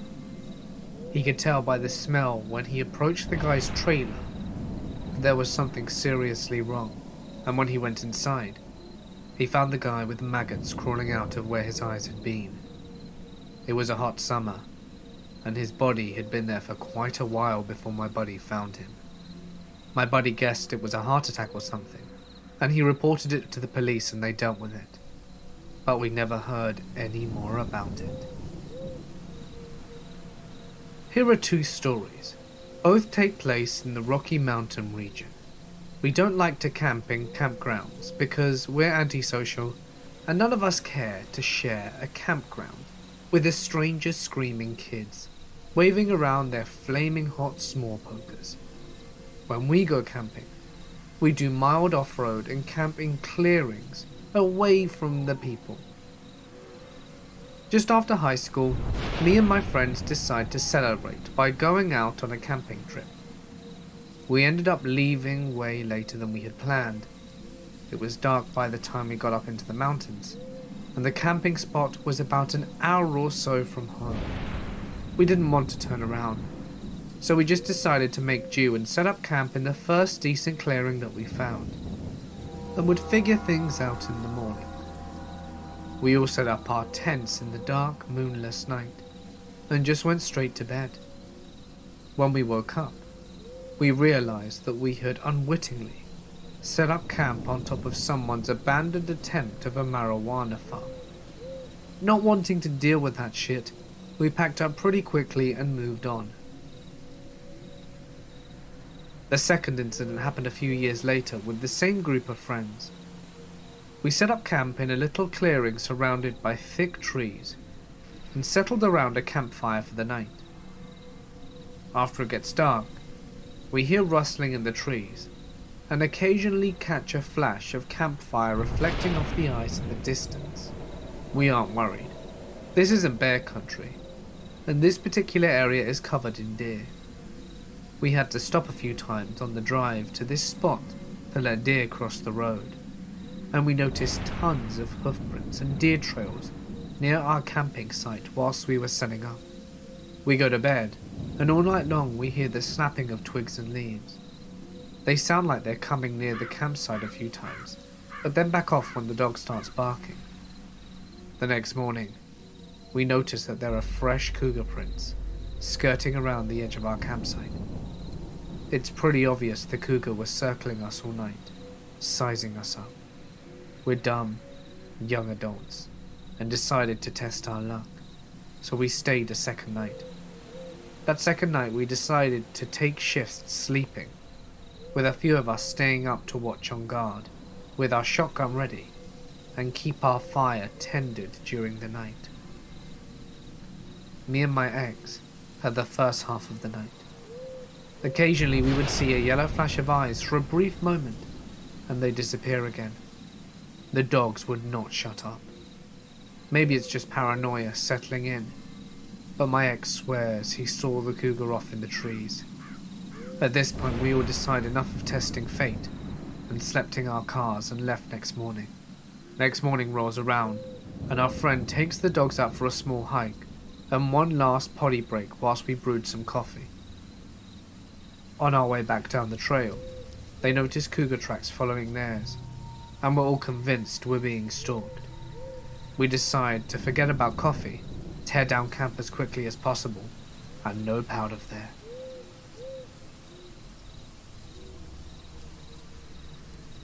An old guiding buddy of mine told me this story, and whilst I wasn't there myself, this happy-go-lucky hyper fella got really pale and quiet telling it.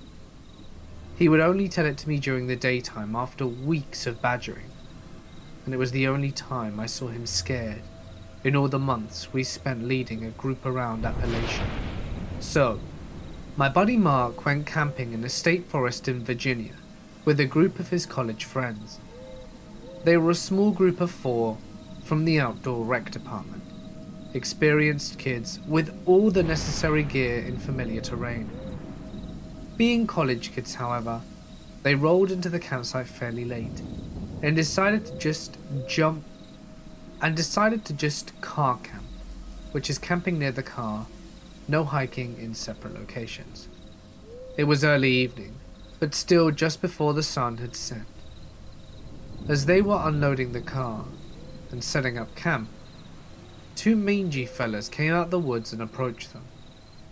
These guys looked like they'd been living out there for quite some time and acted very strangely. They wouldn't look you in the eyes and just really twitched, and just seemed really twitchy, just kind of hanging around like they wanted something, like coyotes. My buddy Mark got an uncomfortable feeling right away. The guys introduced themselves. Now, nobody I've spoken to can remember the man's first name. It was something like Bill or Rick. But the second guy said his name was Gizmo. Funny, right? Hard to forget. So Gizmo and his friend began asking questions. Questions like, are you all gonna stay the night? How much food do you have? When are you kids supposed to be heading home? You've all got phones, right? And are there any more of you planning on showing up? Well, Mark didn't like this one bit, so he started telling tales. Yeah, there's going to be 8 or 10 of us or more showing up tonight, and our parents expect us home first thing tomorrow morning. They're super paranoid, so we gotta get home on time or they'll call the cops. Parents, am I right? That sort of thing. Gizmo and company poked around camp a bit more, then wished the group good luck and disappeared back into the woods. Mark and his friends joked nervously about Gizmo and his friend, but weren't worried enough to actually leave. They built a fire and cooked dinner, then cleaned and hung up the bareback. They spent the rest of the evening hanging out around the fire, chatting and drinking. One of them had a harmonica, I think, and by midnight they all turned in, and they had brought 2 tents, a girl's tent and a boy's tent. Well, Mark didn't feel right in the tent. He felt like somebody needed to keep watch, so he slept by the fire. Sometime later, Mark found himself awake. The fire was dying when he opened his eyes, and he couldn't see much beyond the campsite, except for one bright burning spot. There was a light out in the woods. It bobbed along at chest height, occasionally disappearing behind the trees, sometimes pausing. Whoever it was a good distance away, maybe 100 yards or so, and he followed it for a while until it went out. He stared into the darkness for a long time, until eventually he fell asleep once more. Suddenly Mark woke up again, this time in a panic. The fires were down to embers, barely glowing. He opened his eyes to see the strange light in the forest was back, and much closer now. He could see now it was from a lantern. He watched as the lantern carved a smooth perimeter around the campsite, occasionally going out, always reappearing a short distance away. Mark pretended to roll on his back in his sleep so that he could watch it. It circled the campsite twice, getting closer each time.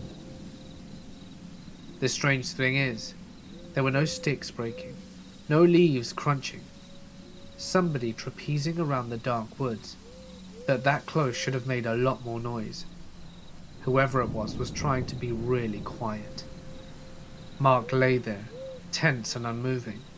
By the time it began its third rotation of the campsite, the lantern was so close that Mark could see a face illuminated on it. It looked like one of the fellas from earlier. He couldn't remember which one. His eyes were bugged out, scanning the campsite like a predator, and he was sweating. And then the lantern went out. At this point, Mark properly woke up. He got up and started making a lot of noise, stoking the fire, packing his gear. His watch read 4:30, and the sun wasn't up yet. He considered all of that happened, and made the tough call to wake his buddy and bug out. Nobody argued when they saw his face. Like I said, this guy is happy-go-lucky, and a human golden retriever, and an experienced woodman to boot.